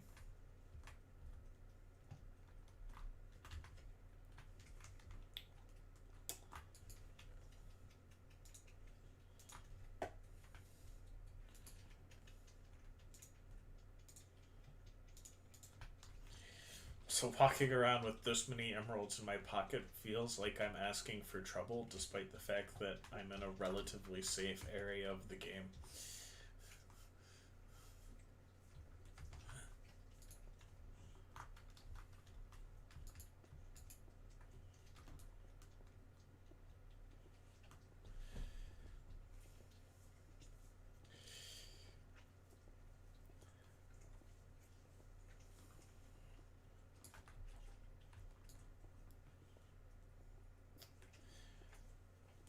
There was some other, like, big news I had meant to talk about, but I can't remember what it was or what it is. They have something to do with HoloLine. I feel like yes, but I still can't remember what it was.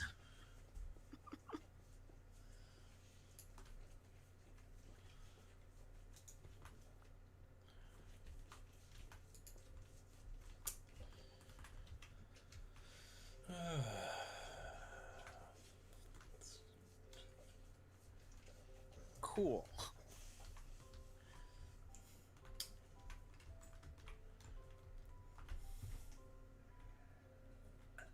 Hmm.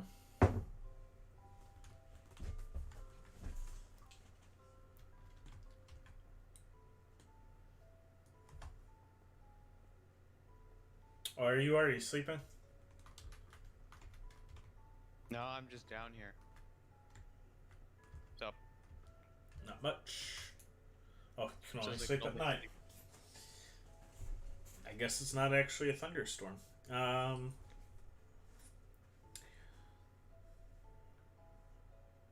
Oh, I have some news. Okay. It's not interesting news, but it's news. Sounds about right. So, there is a Twitch streamer by the name of The Happy Hobbit. Thought you were gonna plug my channel, but go on. You will... Like a friend. Comment, I'm not gonna plug your channel on your your channel while we're streaming on your channel. That's not how plugs work. Hey, let me try to guilt trip you in nonsensical ways. How come you aren't promoting my stream, Chub, like a true friend would? Well, we're on your stream right now, so if anyone wants to see your stream, they're already here. I don't know what forwarding them to here is going to be like. But yeah, what about this other Twitch streamer? So he plays Dark Souls, right? Like in all the Souls Like, on my channel, comrade. Shut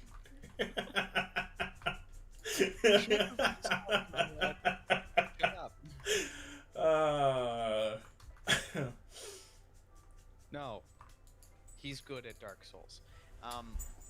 Oh, thanks.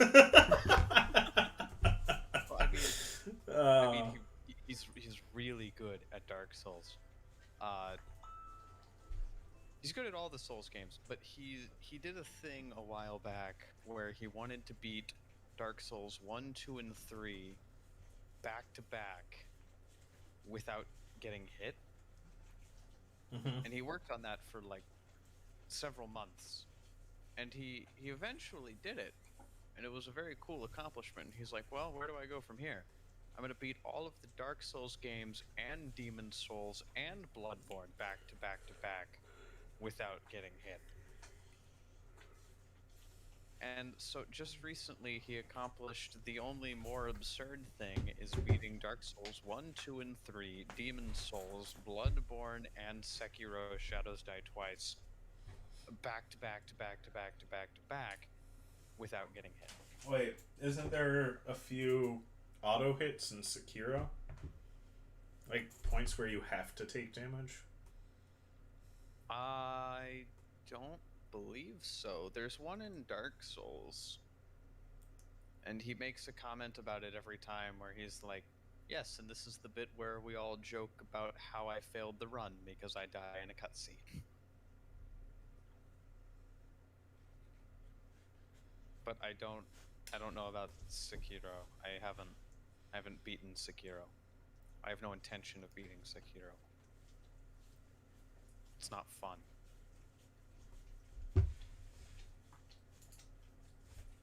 Cue all of the people being like, that's because it's too hard for you.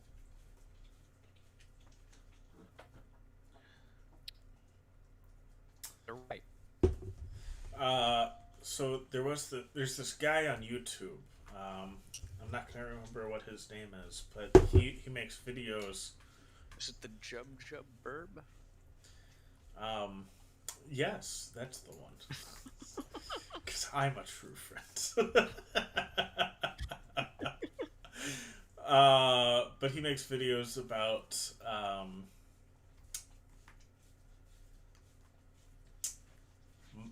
Minecraft, fake Minecraft speedruns. Uh, and of course, all of his thumbnails right now have Dream's face on them. Well, of course. Despite the fact they don't actually have Dream speedruns in them. Which is some of the greatest bit of marketing I've ever seen. I believe we call that clickbait. Clickbait, yes. But is it really clickbait if it's just become a meme at this point? But I thought of that only because when I opened up my phone to look through YouTube to see if there's anything I had forgotten about, I saw this other channel who was doing the exact same thing, and I was like, now you're just stealing somebody else's thing. I mean, two people can have the same terrible idea at the same time. It's not that impossible.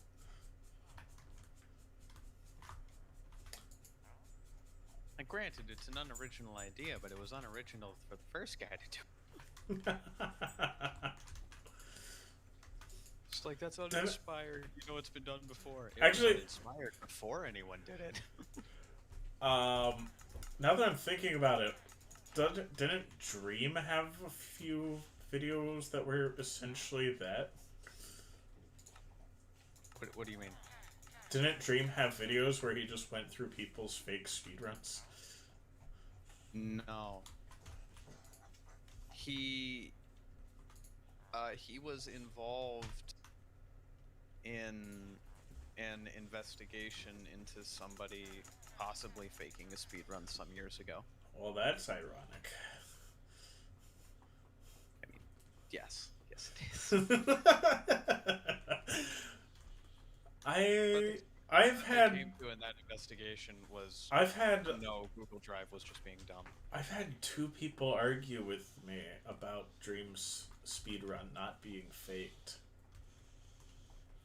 There's a very popular speedrunning YouTuber by the name of Carl Jobst. He does tons and tons of videos on speedrunning, and he's actually a very well-respected speedrunner in GoldenEye 007 for the N64, holding multiple world records, I'm sure, as of current. And he believes that it was a mistake on the part of a guy that worked for Dream who made a mod packet but didn't fully understand what he was making and didn't understand the ramifications of what would happen if you played it in a certain way. Because he has a mod packet that affects drop rates and such for his Minecraft Manhunt series and other fun things he does on his channel. Mm-hmm. And the argument basically comes down to, was it intentional or not? Was it intentional that this was accessed on an offline version of Minecraft rather than an offline single player version of Minecraft rather than the server that he usually plays on with his friends for doing challenges like that? And Carl basically said it makes perfect sense that something like this could get twisted up in the programming, and Dream would have no way of knowing. And I went,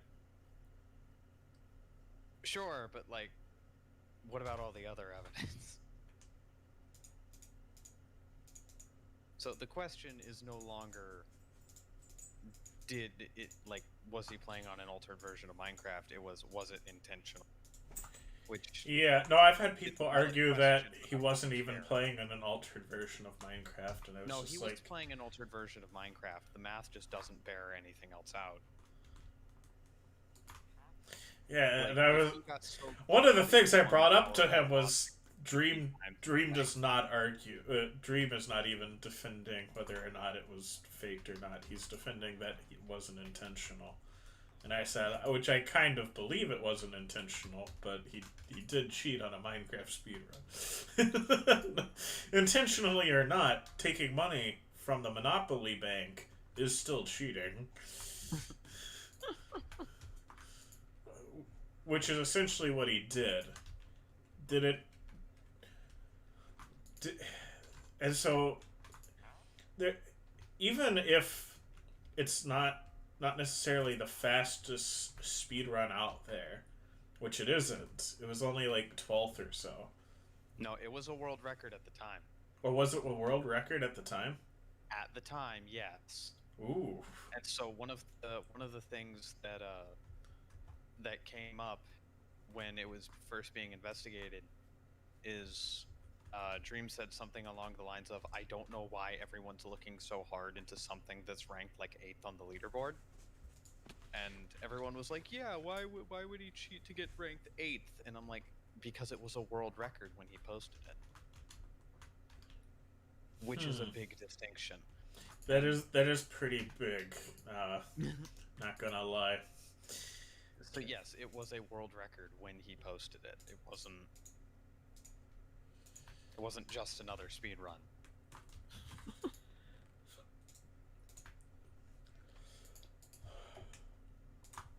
But yeah, like it. Some people, man. Can you turn? You can't turn pillar quartz into anything. That those chiseled quartz though, that looks pretty sweet. I almost wish I took the time to just make the entire mansion out of that, but the pillar looks pretty nice too. Maybe I'll make the pillars out of chiseled. Makes walls out of pillar. Makes pillar out of chiseled quartz.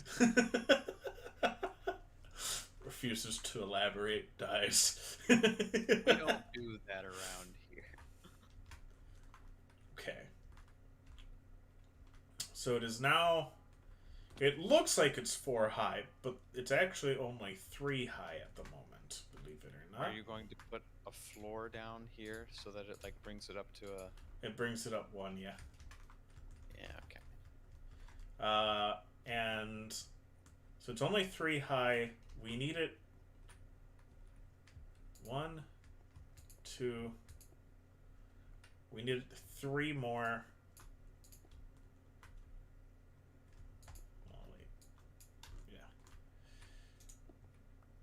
We need it raised by 3 more.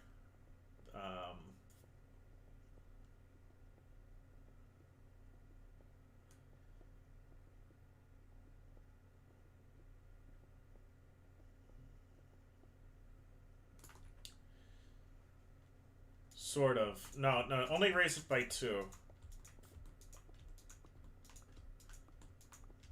Make up your mind, my guy. There is a reason. Keep moving the goalpost. I will. You'll like it too.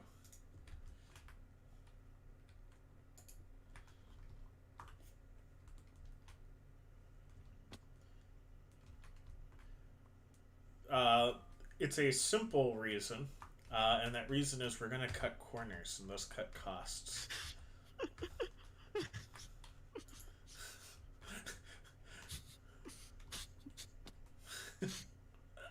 That simple reason is we're gonna cut corners. I've never heard it said so blatantly. Why would you say something so controversial yet so brave?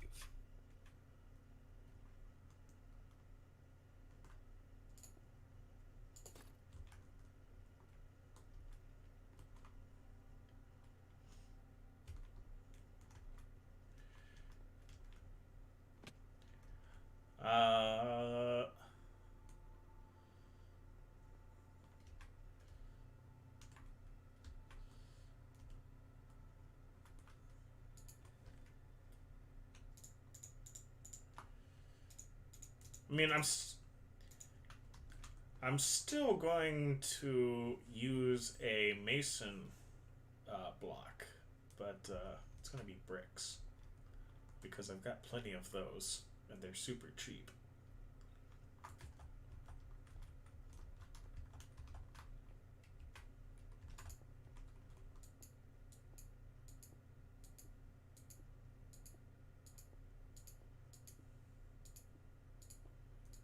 But essentially, no one's going to be able to see the bricks here.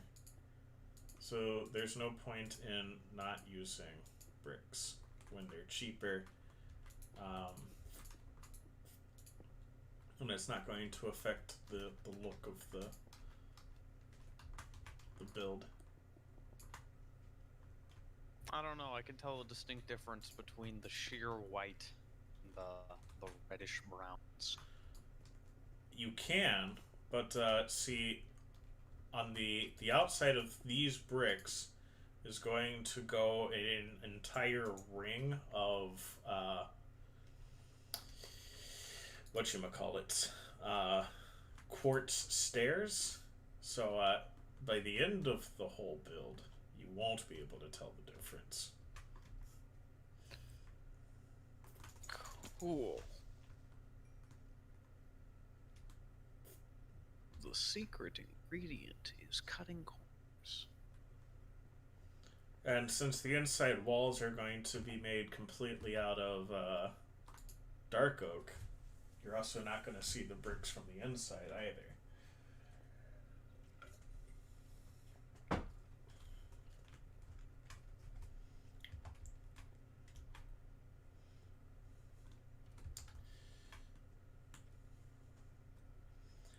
And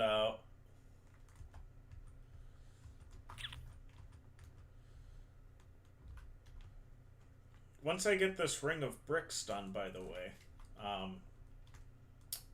and I get some of my other quartz set aside, you can totally go ahead and use the just turn any of the quartz you want, the quartz blocks you want, into quartz pillars to make the thing a bit faster.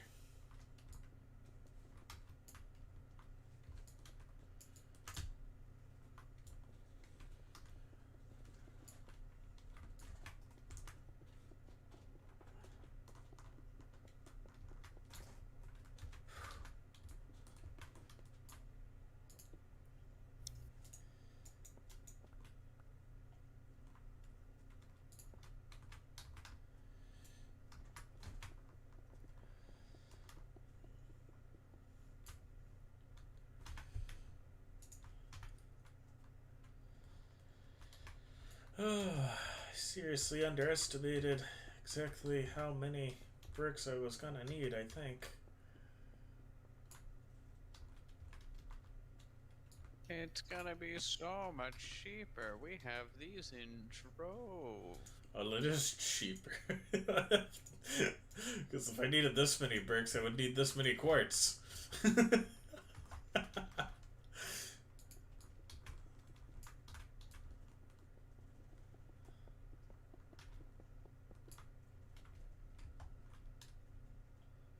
let's see.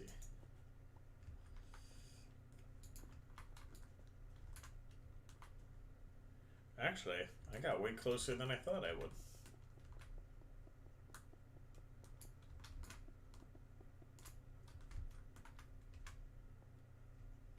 Oh my goodness, I was actually spot on.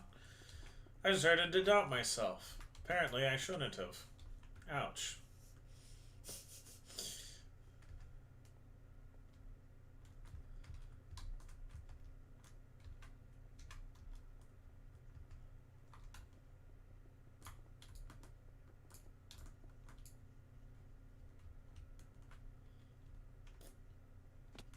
Like, half a stack more of bricks will do it.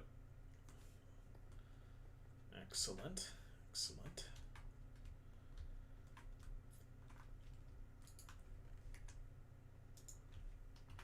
Ah, 26 bricks? Sick. That's like almost exactly what I need. It's going to be really funny if it's exactly what I need.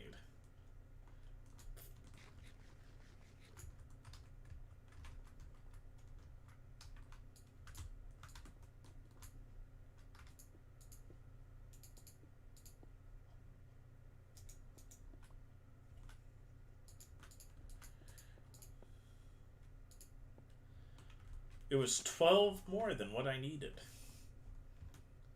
Nice.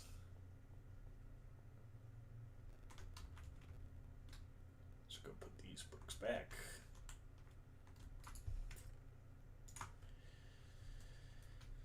And,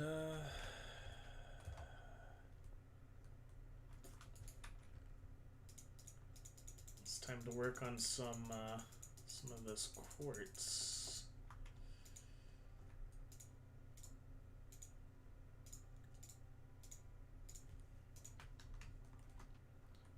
Well, first, actually, we get some dirt.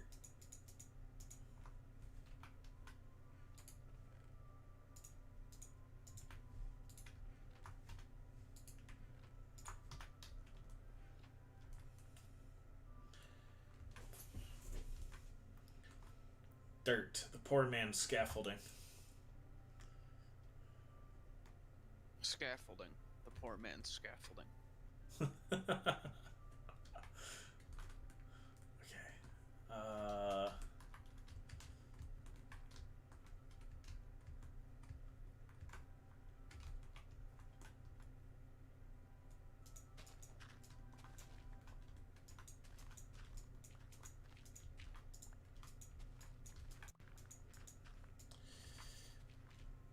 Man, it's going to be an absolute chore to terraform this later.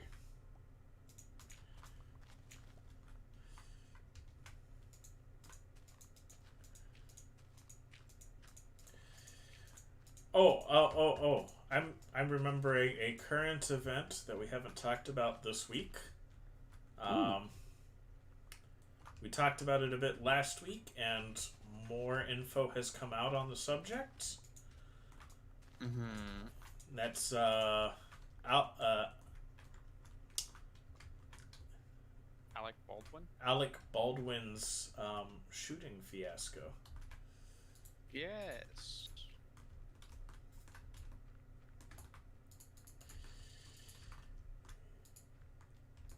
Yeah, so it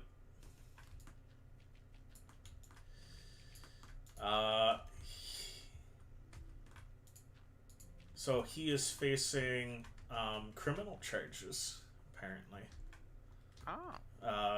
for negligence and manslaughter.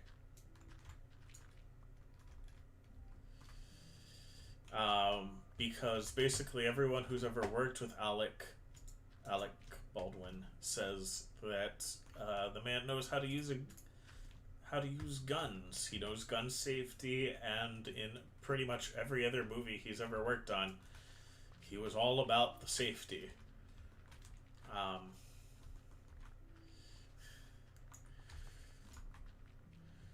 Which, if you don't follow what that means he's a guy who knows and regularly does check his movie props for live bullets. Which do not look like blanks, believe it or not. No. A blank, which also should not be fired at somebody. Close range being a bit closer than you'd think. Yes, but Or a bit further than you'd think. But Anyway. I understand, like, blanks are dangerous and they can kill people, but, like, there are plenty of war movies and things like that where blanks are being fired, and you can very clearly see that there are people over there, but they're, like, way the heck over there. Yes.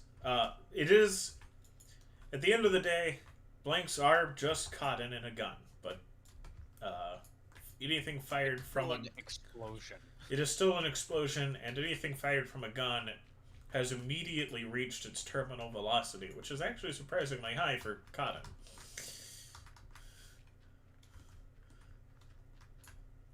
It also exceeds its terminal velocity for just a little bit due to the force before being rapidly slowed down by air. Oh, that's the end of my emeralds. There's still a ton in the chests.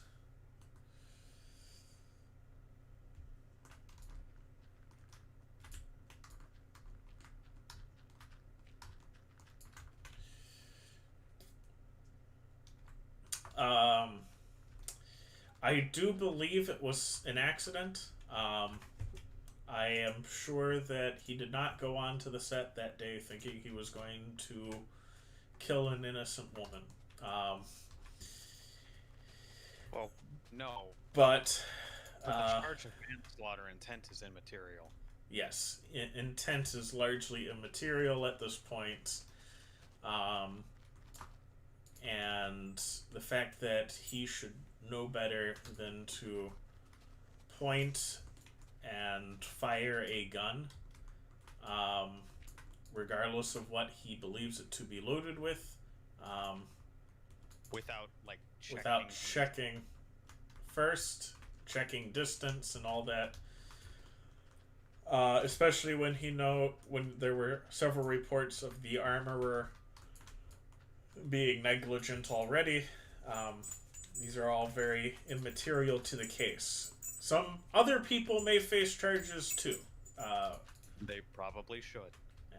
But that is immaterial to whether or not he should face charges. And in light of that, it is quite likely said movie is probably canceled. What I want to know is why there were actual live rounds on the set at all. Sometimes they use live rounds to get a more accurate sound. But they would be fired at a target with a backstop, and absolutely no one would be standing anywhere close to where they hit. But your armorer is supposed to tell you when there's live ammunition and it's the gun. It's also not supposed to be left in the gun. Yes. If you set it down for a second, you take the magazine out and rack the slide to make sure that it's completely empty. There were quite a few things that went wrong. It wasn't one person's mistake. But at the end of the day, it is the director's responsibility. And not only is it the director's responsibility, it's whoever's holding the gun's responsibility.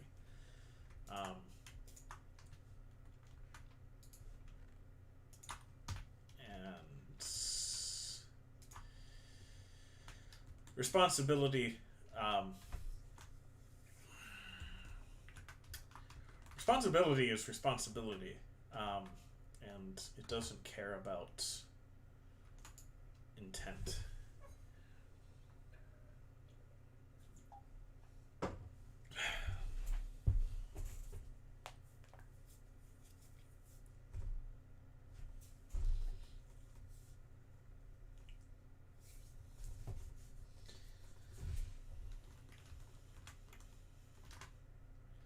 Okay, now that my dirt scaffolding is all around the thing, I can now get started on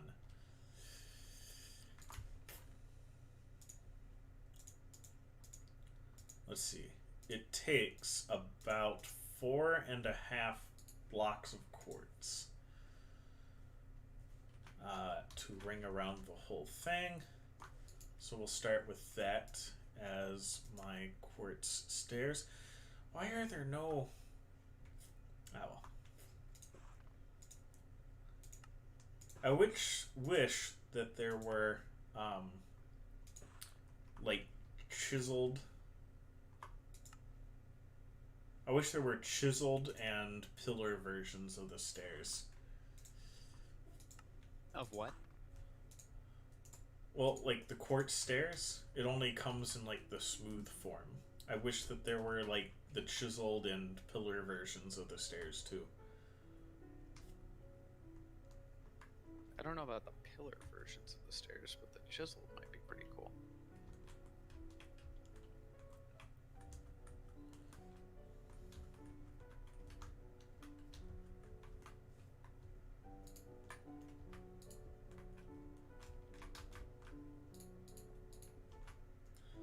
Seriously? Okay.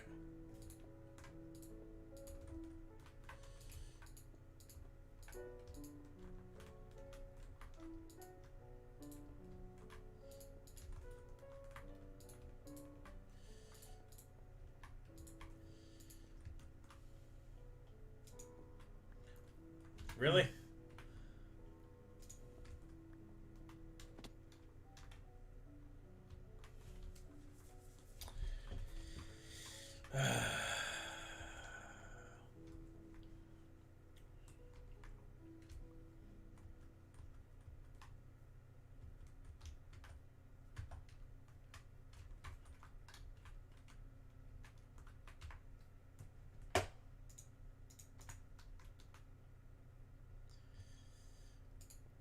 Pains of sometimes having a um, a tool that's just way too efficient.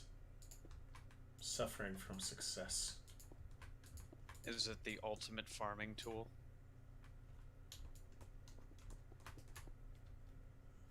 No.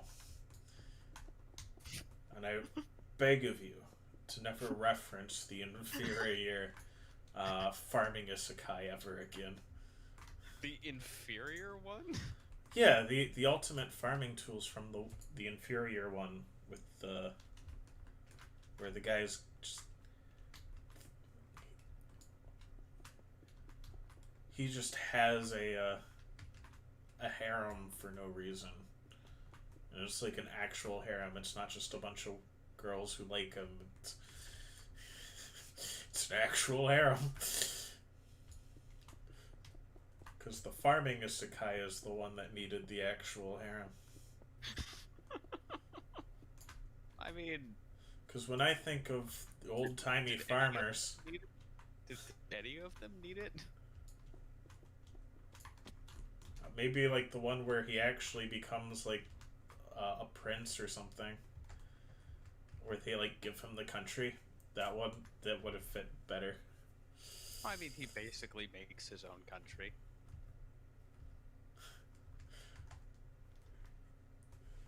In both of the farming isekais, he basically makes his own country.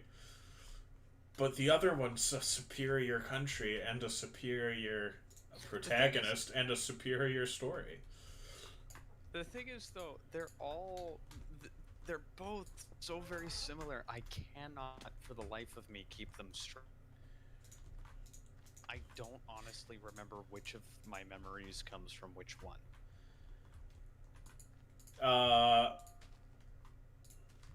The superior one has a guy who marries a mermaid. Did I read that one? I mean, there's only like 2 of them. I thought there was a third for a minute. When I saw, there was like a new manga that came out, but it was not an isekai, but it is about a farmer. It's about this guy who like he levels up his farming skill to such a degree that he can just take out. He's like such a high level farmer. He can take out monsters that give the knights trouble. But all he wants. It's like that big question in Dungeons and Dragons where it's like, what if there's like a 20th level commoner out there that's just absurdly strong? Well, yeah, my dad did like the math on it, and basically, if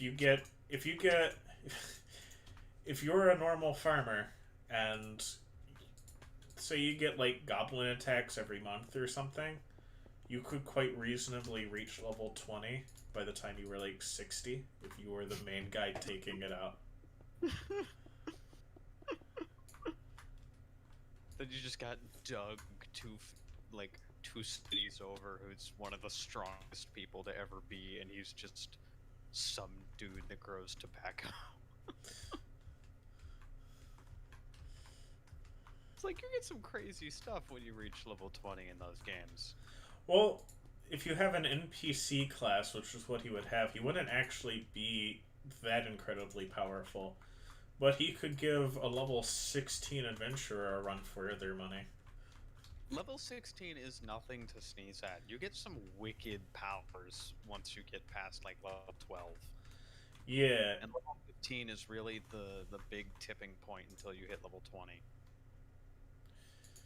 where most things don't. That is the anything. that is the thing about NPC classes is you don't get that huge boost at level 20, and you also just you don't gain all of the cool abilities. You sort of steadily You stay. steadily become incredibly proficient at making quality turns. The main benefit to an NPC class is you get more skill points. And you have more class skills to choose from.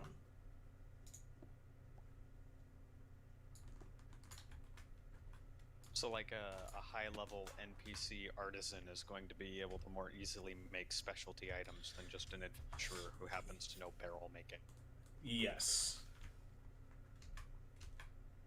I don't know why I picked barrel making. I'm not sure either, but Not exactly the most impressive of skills, barrel making.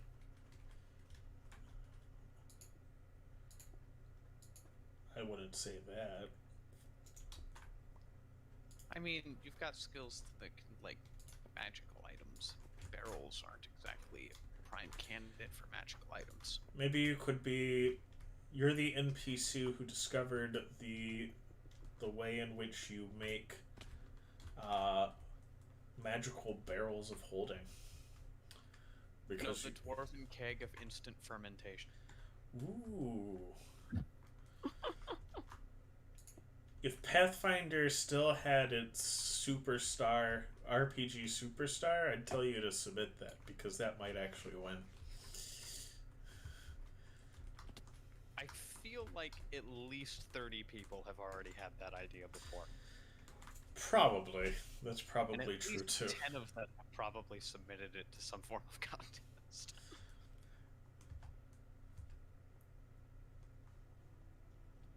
Yeah, I can see that being like that's like one of the only enchantments that you could put on a barrel that would make sense. Like a barrel of preservation that keeps things cooled. Or a barrel of holding, which is basically just a bag of holding but for booze. Then a keg of instant fermentation. Or just accelerated fermentation. Like some romance Actually, no, you're missing a very obvious one, which is the barrel of primate figurines. It's just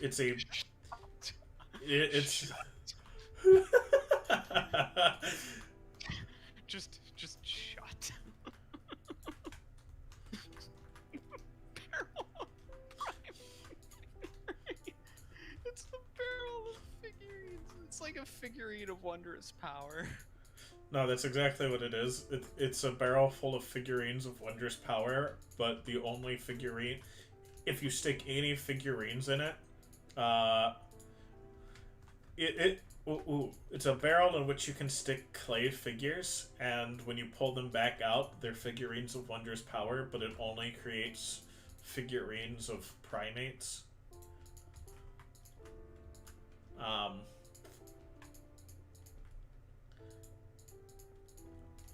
So you can only use it to, like...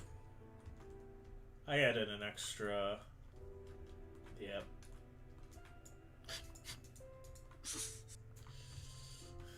It's just the barrel full of monkeys, but as a wondrous item.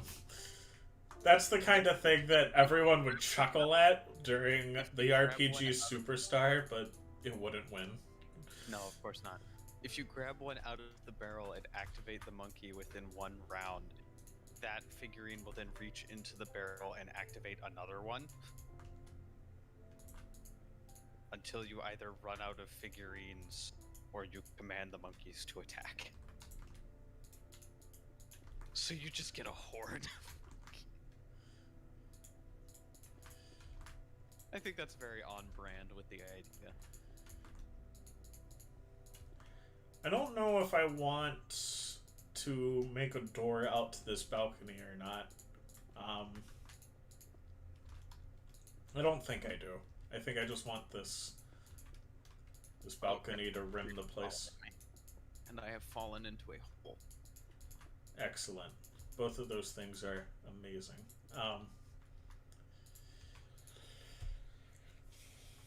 The creeper's still there. I've gotten away. The creeper's still there. Oh no! You should have warned me. Let's go to sleep before more creepers spawn. That was a different creeper. I know it was. But you were looking right at me. You could have warned me. After it blew up.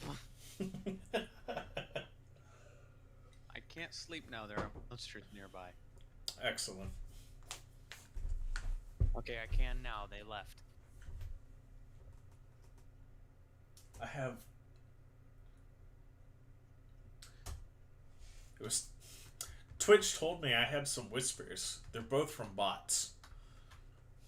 That's nice.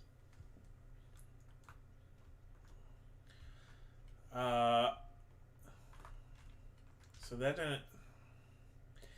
Can you go look over there and tell me how many quartz stairs I need to replace it? If it's less than 10, I've already got that much. But it's still really annoying.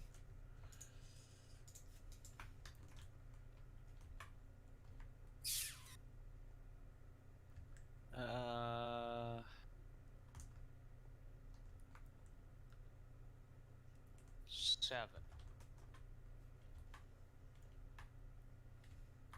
Took out 7 of my quartz stairs. No, I took out 6. I can't count. In other news, I never learned to read.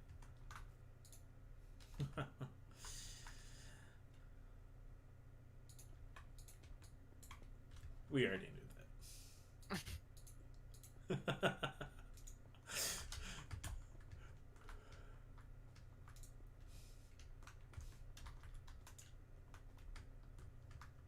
Jerk.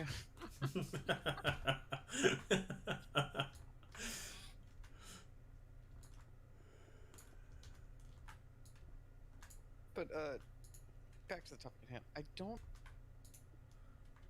I remember you telling me about the one with the mermaid, but I don't recall actually. Oh, reading. have you not read that? You should. It's actually really good. That honestly explains why I couldn't differentiate the memories between the two, because I only have memories of the one. Yeah, that would explain that. But you're right, it's not very good. I had high hopes for it. I didn't know I wanted a farming isekai until I started to read that.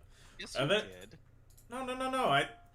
I saw farming isekai. It was like, we're gonna tell a story about a guy who goes to a parallel universe and just becomes a farmer. I was like, I didn't know I wanted this, but now I do. Yeah, and then Slime came out, and you were like, why isn't this more farming? No, that has to do with civ building. It's a civ building isekai. Which is also, to me, it's equally boring. It's like, do you want to know how he turned this town of goblins into a functioning civilization? No, not really. Oh. You sure? Well, then you're not gonna like the next 40 episodes.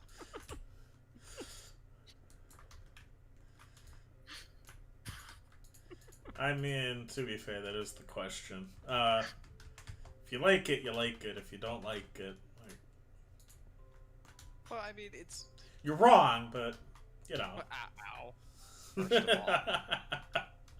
of all, my subjective opinion on the entertainment value of civ building in an anime is objectively raw. Well, it is, but, Subjectivity? What's that?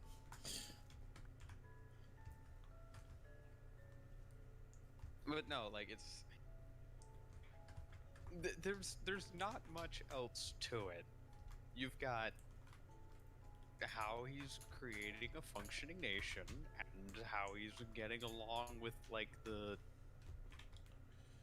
few main characters there, and that's pretty much it. There's some fighting, but like it's very much a secondary concern. It is. Even the interesting fights are pretty secondary. And there are interesting fights. In the books and manga.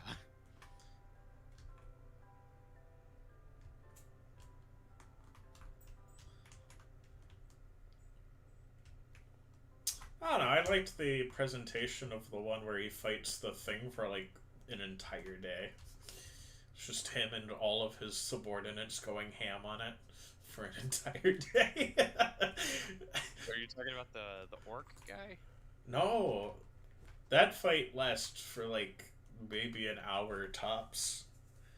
So what fight are you talking about? I lost interest very rapidly after that. The so there's the Storm Dragon Veldora, right? Yeah. And by nature of being a dragon in this world, that basically just means you're a being of pure energy. And Veldora is like the strongest out of the 3 true dragons. Which basically means he just produces magic non-stop. Just constant. Just fantastic for a reservoir of magic energy that is a slime. But that does mean before the advent of Rimuru, he was just pouring magic out into the world willy-nilly. And so just creatures spawned because of Veldora's existence. And usually the monsters that would just spawn because of his existence are weak things. But they always had like resistances to storms and things because, you know, they're from Veldora. We gotta get it thematic. So you could have like a slime that spawns because of Veldora, and it would have natural like resistance to electricity or something. But other than that, it'd be like a normal slime. You just couldn't use electrical attacks or something on it. Which isn't a problem because slimes are historically incredibly weak and squishy. Until they gain sentience and an overpowered encyclopedia spell. Yes. Although in this world, it was noted that there was a variation of slimes that were also pretty strong. Basically, there were like magical deserts, and a slime being a creature that is dependent on magic to survive. If it was starved long enough in this like magical desert, it wouldn't evolve per se, but it would get a whole lot more aggressive and could be surprisingly well, I mean, that's just you take a predator and you starve it, and it's gonna get real nasty real quick. right, but since it's just going around eating everything, they also tend to get pretty large, so you could get some rather nasty desert slimes apparently. I forget which book that comes up in. So, like, the point of this side tangent about dragons, I'm Right. assuming Veldora's something. Veldora, back in the old days, Veldora spawned to this thing called Charybdis. Charybdis. And it's basically just a giant flying fish that causes storms. But it's also it's impossible to kill, basically. Because it's just as much a spirit as Veldora is, but it doesn't have any sentience. So it's this giant flying fish spirit that people locked away because nobody could kill it. And some idiot unlocks it, gets possessed by it, and becomes the giant flying fish monster.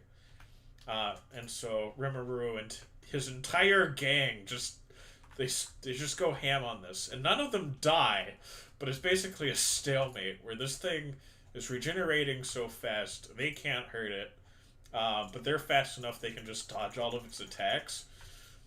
But this just goes on for like an entire day. And then finally, what's your name? Yeah, The only interesting character. Milam. Yeah, basically, Rimuru finally turns around to Milam and says, "Can you do anything about this?" And she was like, "I thought you'd never ask," and then just blasted out of the sky with essentially, you know, the attack that Sans has. Is very reminiscent of that. Bones. Hmm. You mean bones? Uh, no, the one where he's got like the yeah, it's like a gaster cannon, but without the giant bone mouth thing. So just a laser. You pretty much. Laser. Yeah, she just shoots it with this giant magic laser. And Ladies and gentlemen, one of the strongest creatures in the known universe. She just got was defeated by honey friendship. I don't know how we're supposed to take anything serious anymore.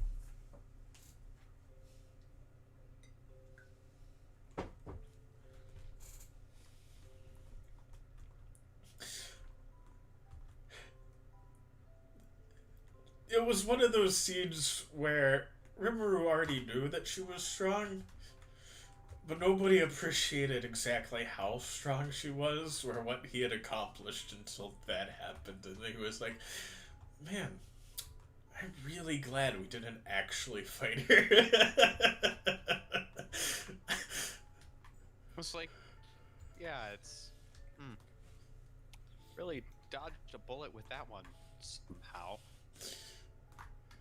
It's a good thing, like, everyone really likes sweets, and nobody's got sweets in this world. It's a good thing that one of the most powerful creatures in the known universe has the intelligence level of a small child and is easily distracted by candy.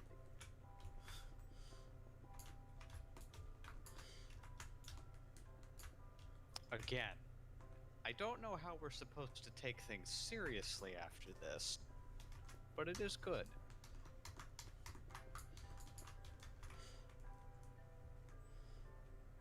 Granted, I don't think this story was designed to be taken too seriously.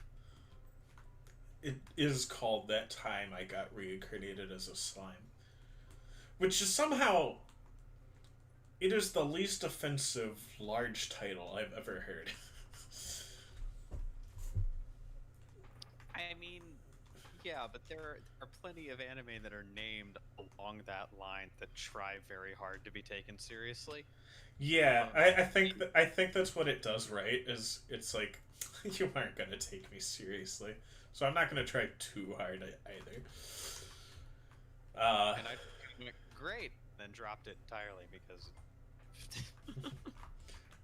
if you're not gonna try, neither am I.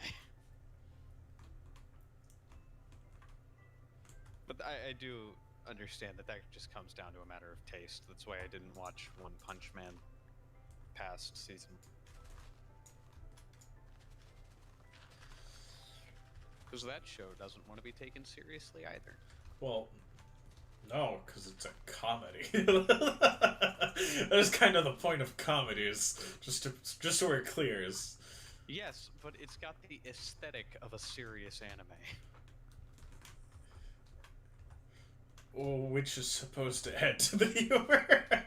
It doesn't for me, but I understand its purpose.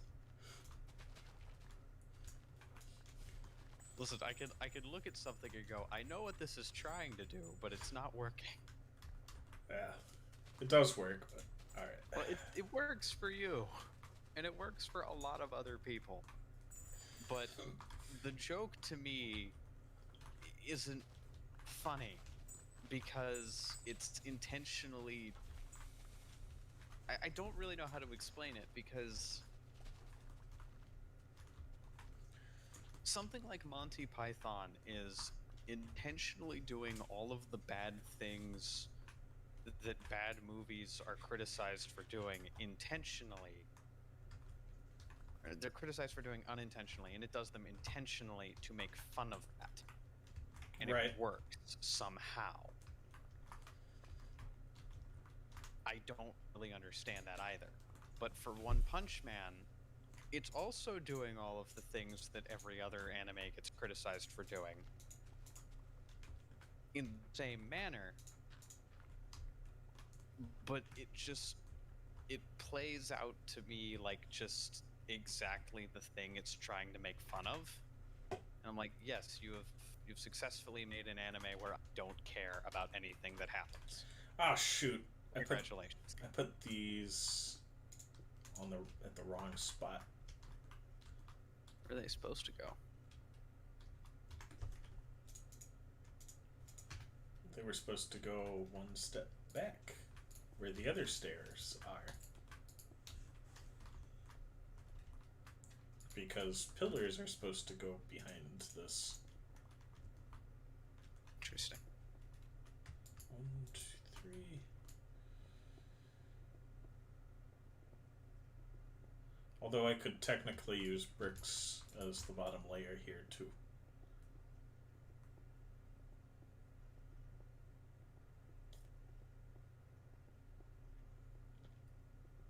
I'm now tempted to do that.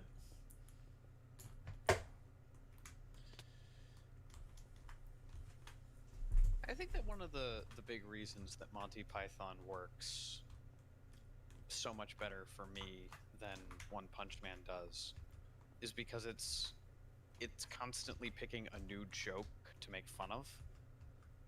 Whereas One Punch Man is just like, and yes, then he shows up and kills it in one hit, and look how upset he is at this. Like, okay. We've done this joke every episode. And it gets boring after. Well, there was the joke in the second episode about being late for a sale at a grocery store, which is probably my personal favorite joke.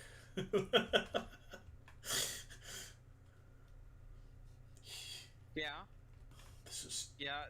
Oh no! See, like, this is terrible. I've made a complete mistake. This is an absolute disaster. I forgot the sale at the grocery store. yeah. See, like that's a different joke.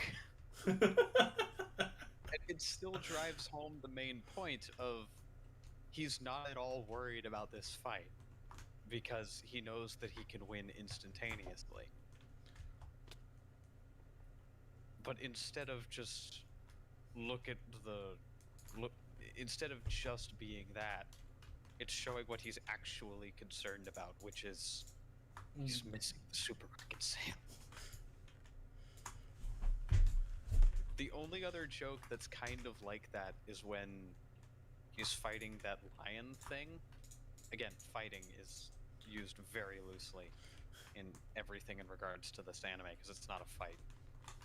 It's like a frame at most. It is a frame, and then the lion is a blood splatter against the wall. But like he bursts out of the ground, and the thing is like all powered up to fight him, and Saitoma's just like, hold on, there's still dirt all over me, and he's like dusting off all the nooks and crannies of his costume and his hold on, there's dirt in my special place. And he's just like, there we go, and then just backhands him and it instantly explodes. That joke was kind of funny. But then they try to make jokes about like it's impossible for him to kill a mosquito for some reason. Well, the mosquito joke is the most brilliant thing of all time because it's not. No, because that just speaks to the human condition with mosquitoes. Oh, it freaking doesn't speak to the human condition. It does too. Shut up. You ever fought a mosquito? Those things Yes, are they die impossible. really quickly because they're But there's bugs. always more. Yeah, there's always more. But there was one, and he couldn't get the one. They're bugs. There's always more. Okay, there's always more. But the ones that you find die really quickly because they're bugs. And I don't know what bugs you're getting outsmarted by, but they're bugs. Does not speak to the human condition. It's one of the best jokes in the whole series, man. It's not, though. The guy can literally long jump to the moon effortlessly. He can endure getting hit with black holes and calls it throwing rocks around. Anyone can throw rocks around. Like The this. man Boom. It's literally like he's more powerful than Superman. He's more powerful than Superman in his strongest appearance. And he can't kill a mosquito. Not only is that not funny, it's weird to watch.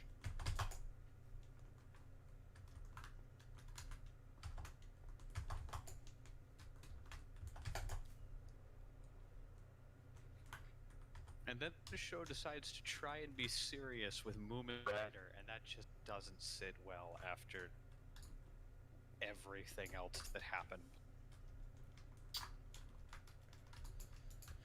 It's like, look at this man standing up against impossible odds to save people.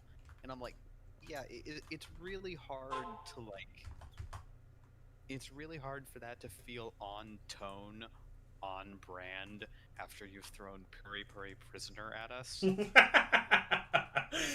Puri Puri Prisoner is definitely my least favorite character. By that point in the show, I was so done. When he showed up, I just went, that may as well happen. Why not? Why not? That may as well happen. I'm a hero and a criminal serial sex offender. And then, like, later in that episode, they're like, and here's Moomin Rider doing his best. And I'm like, nah, you're just an idiot.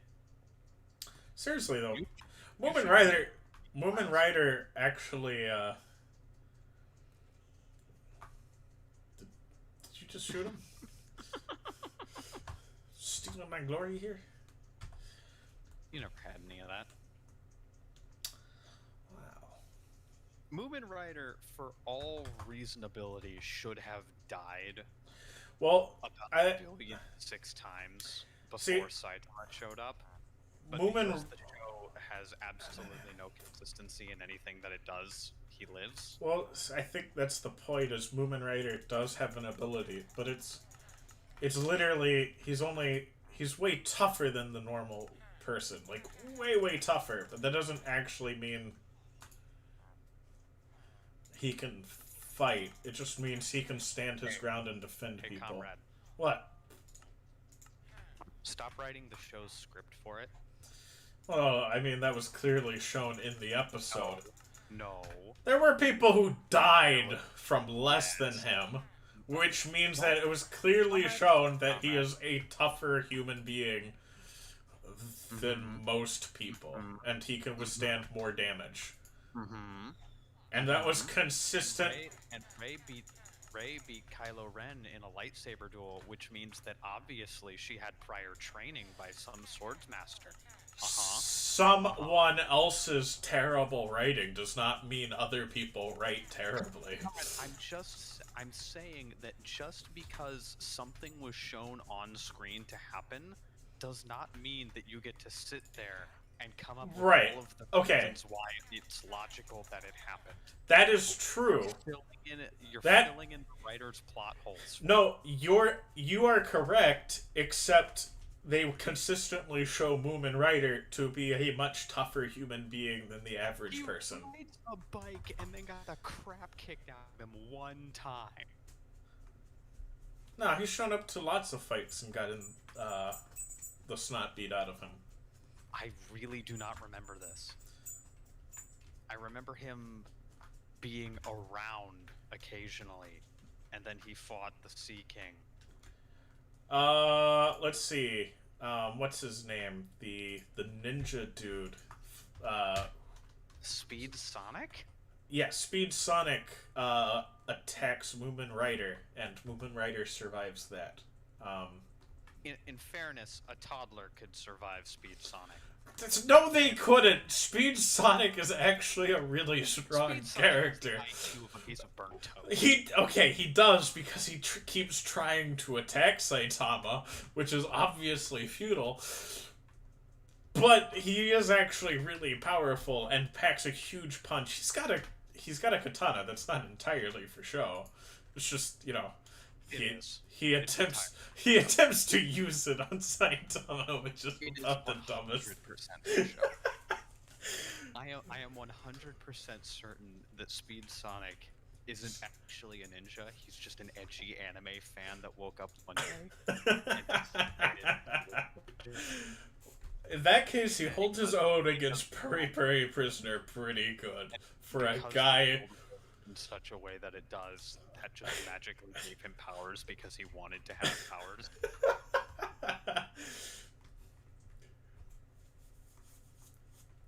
He is one of the few guys who desire strength, who, when the opportunity to become a monster is presented to him, he just says, no. Why would I give up humanity for power? That sounds like a dumb idea. So he's not the stupidest character in the show. He's just, not very bright. That particular dishonor of the dumbest character in the show is a very large tie. And just because Speed Sonic isn't at the bottom of the tier list doesn't mean that he's smart. No, it doesn't, because he keeps attacking Saitama again and again and again. Like, any reasonable person would understand after, like, the second or third try that you'd just be like, okay, this is a force of nature. He bit my katana in half. Maybe I should stop. I'm one of the few people fast enough to actually, watch him do this, and so I clearly saw him snap my katana in half with his teeth. Maybe I should just not.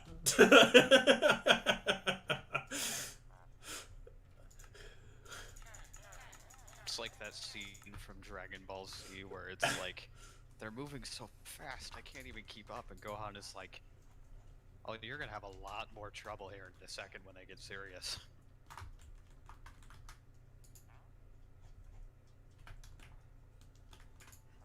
That was in the Cell fight, by the way. Was that in the Cell fight? Mm-hmm. See, I never made it to the Cell fight, I'll be honest. The Cell fight was cool, I suppose.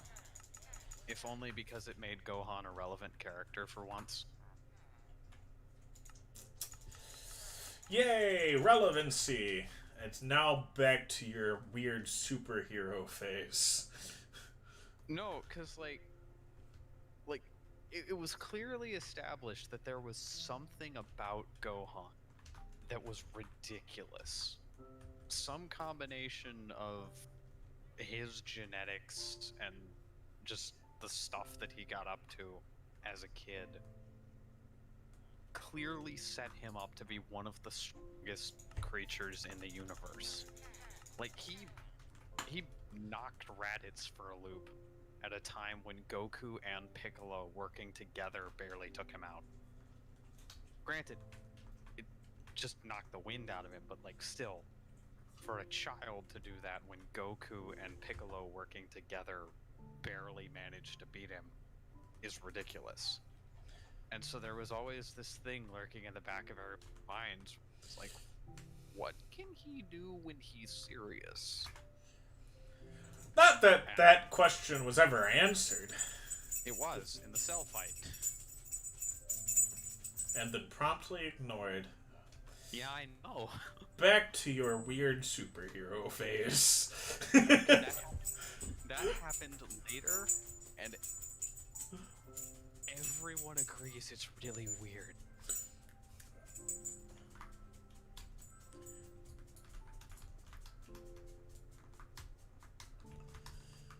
But no, for like a brief period of time, Gohan was the strongest character in the series. Because Goku fought Cell and died, and Gohan fought Cell and killed him. That's not entirely accurate. Gohan fought Cell and reduced him to a single cell, which then returned and tried to blow up the planet by self-destructing. And then Goku instant transmissioned himself and Cell King Kai's planet, because that guy just gets the short end of the stick in everything that happens, always. And then Cell blew up and killed him, Goku, and King Kai. Which, by default, left Gohan as the strong character.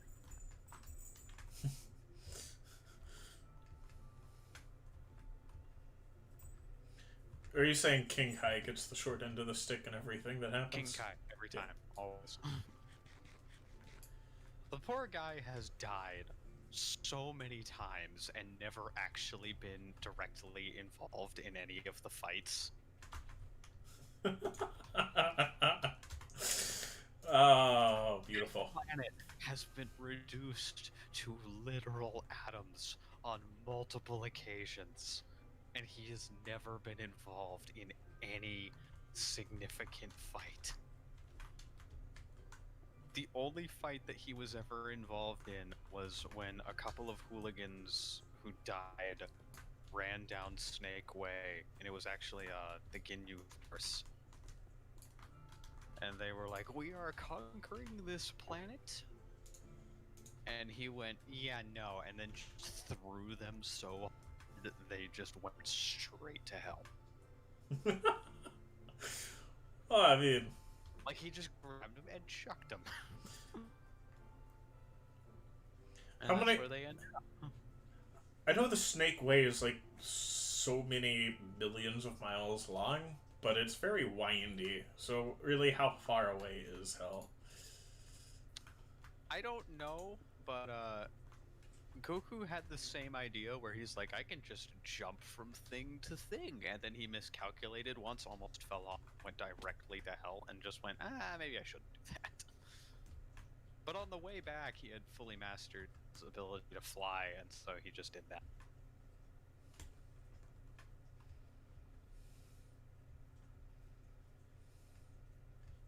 Because, believe it or not, flying was not always a thing that everyone could do. Yes, I know. I did watch... I watched the first season. Listen, you understand, I'm saying most of this for other people's benefit. I know... I'm pretty sure that we have talked before about, like, how few people have actually seen the original Dragon Ball. Well, like the original where Goku was a kid? Yeah. Yes. That one's like, no one's watched that. You're the only other person I've met that has watched that outside of my family. I know, this comes up every time that we bring it up. Oh... All is mentioned, it's like, yeah, you're the only other person I've met that's actually seen any of the original, and I'm like, yeah. It's like it's the same for both of us, isn't it? Hmm? It's the same for both of us, right? Yeah. I never met anyone other than you that has watched it. At least not that I've talked about it in conversation. Man, we've accomplished quite a bit today, haven't we? I mean, sure. I think There is a non-zero chance. But so. We're gonna go ahead and end the stream because we're approaching the. We've passed the 3 hour mark at this point. And self-discipline. well, I don't. Now that we're like live streaming this, I don't mind doing longer form. Uh, in fact, I kind of. Annoying. What? Recording it and going over time would be annoying. Yeah, because then I'd have to. Load. But since I'm streaming this to 2 platforms, it does seem to start to mess up around the 3 hour and 30 minute mark, or at least it did last week. So we're not going to let it do that. We're going to go ahead and sign off. We will probably get more of this built by next week. I can't imagine a scenario where I don't get more of this built by next week. I can't imagine a scenario where he doesn't play a near obsessive amount of Minecraft in the intervening days. But there will still be work to do both on the inside and the outside of this thing, even if I get the entire outside shell done. Because, well, you see all this? This entire mountain has to come down. So, or this entire hill has to come down. So, hey, there'll be plenty to do on stream. And I'll probably go ahead and get my, farm set up too. My XP farm. Much like an Iowa-class battleship, my job is to destroy the surrounding hillsides.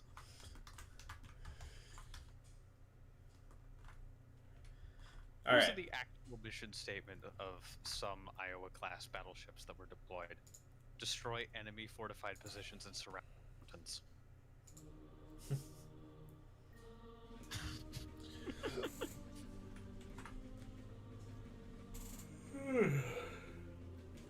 Anything you want to leave our viewers with?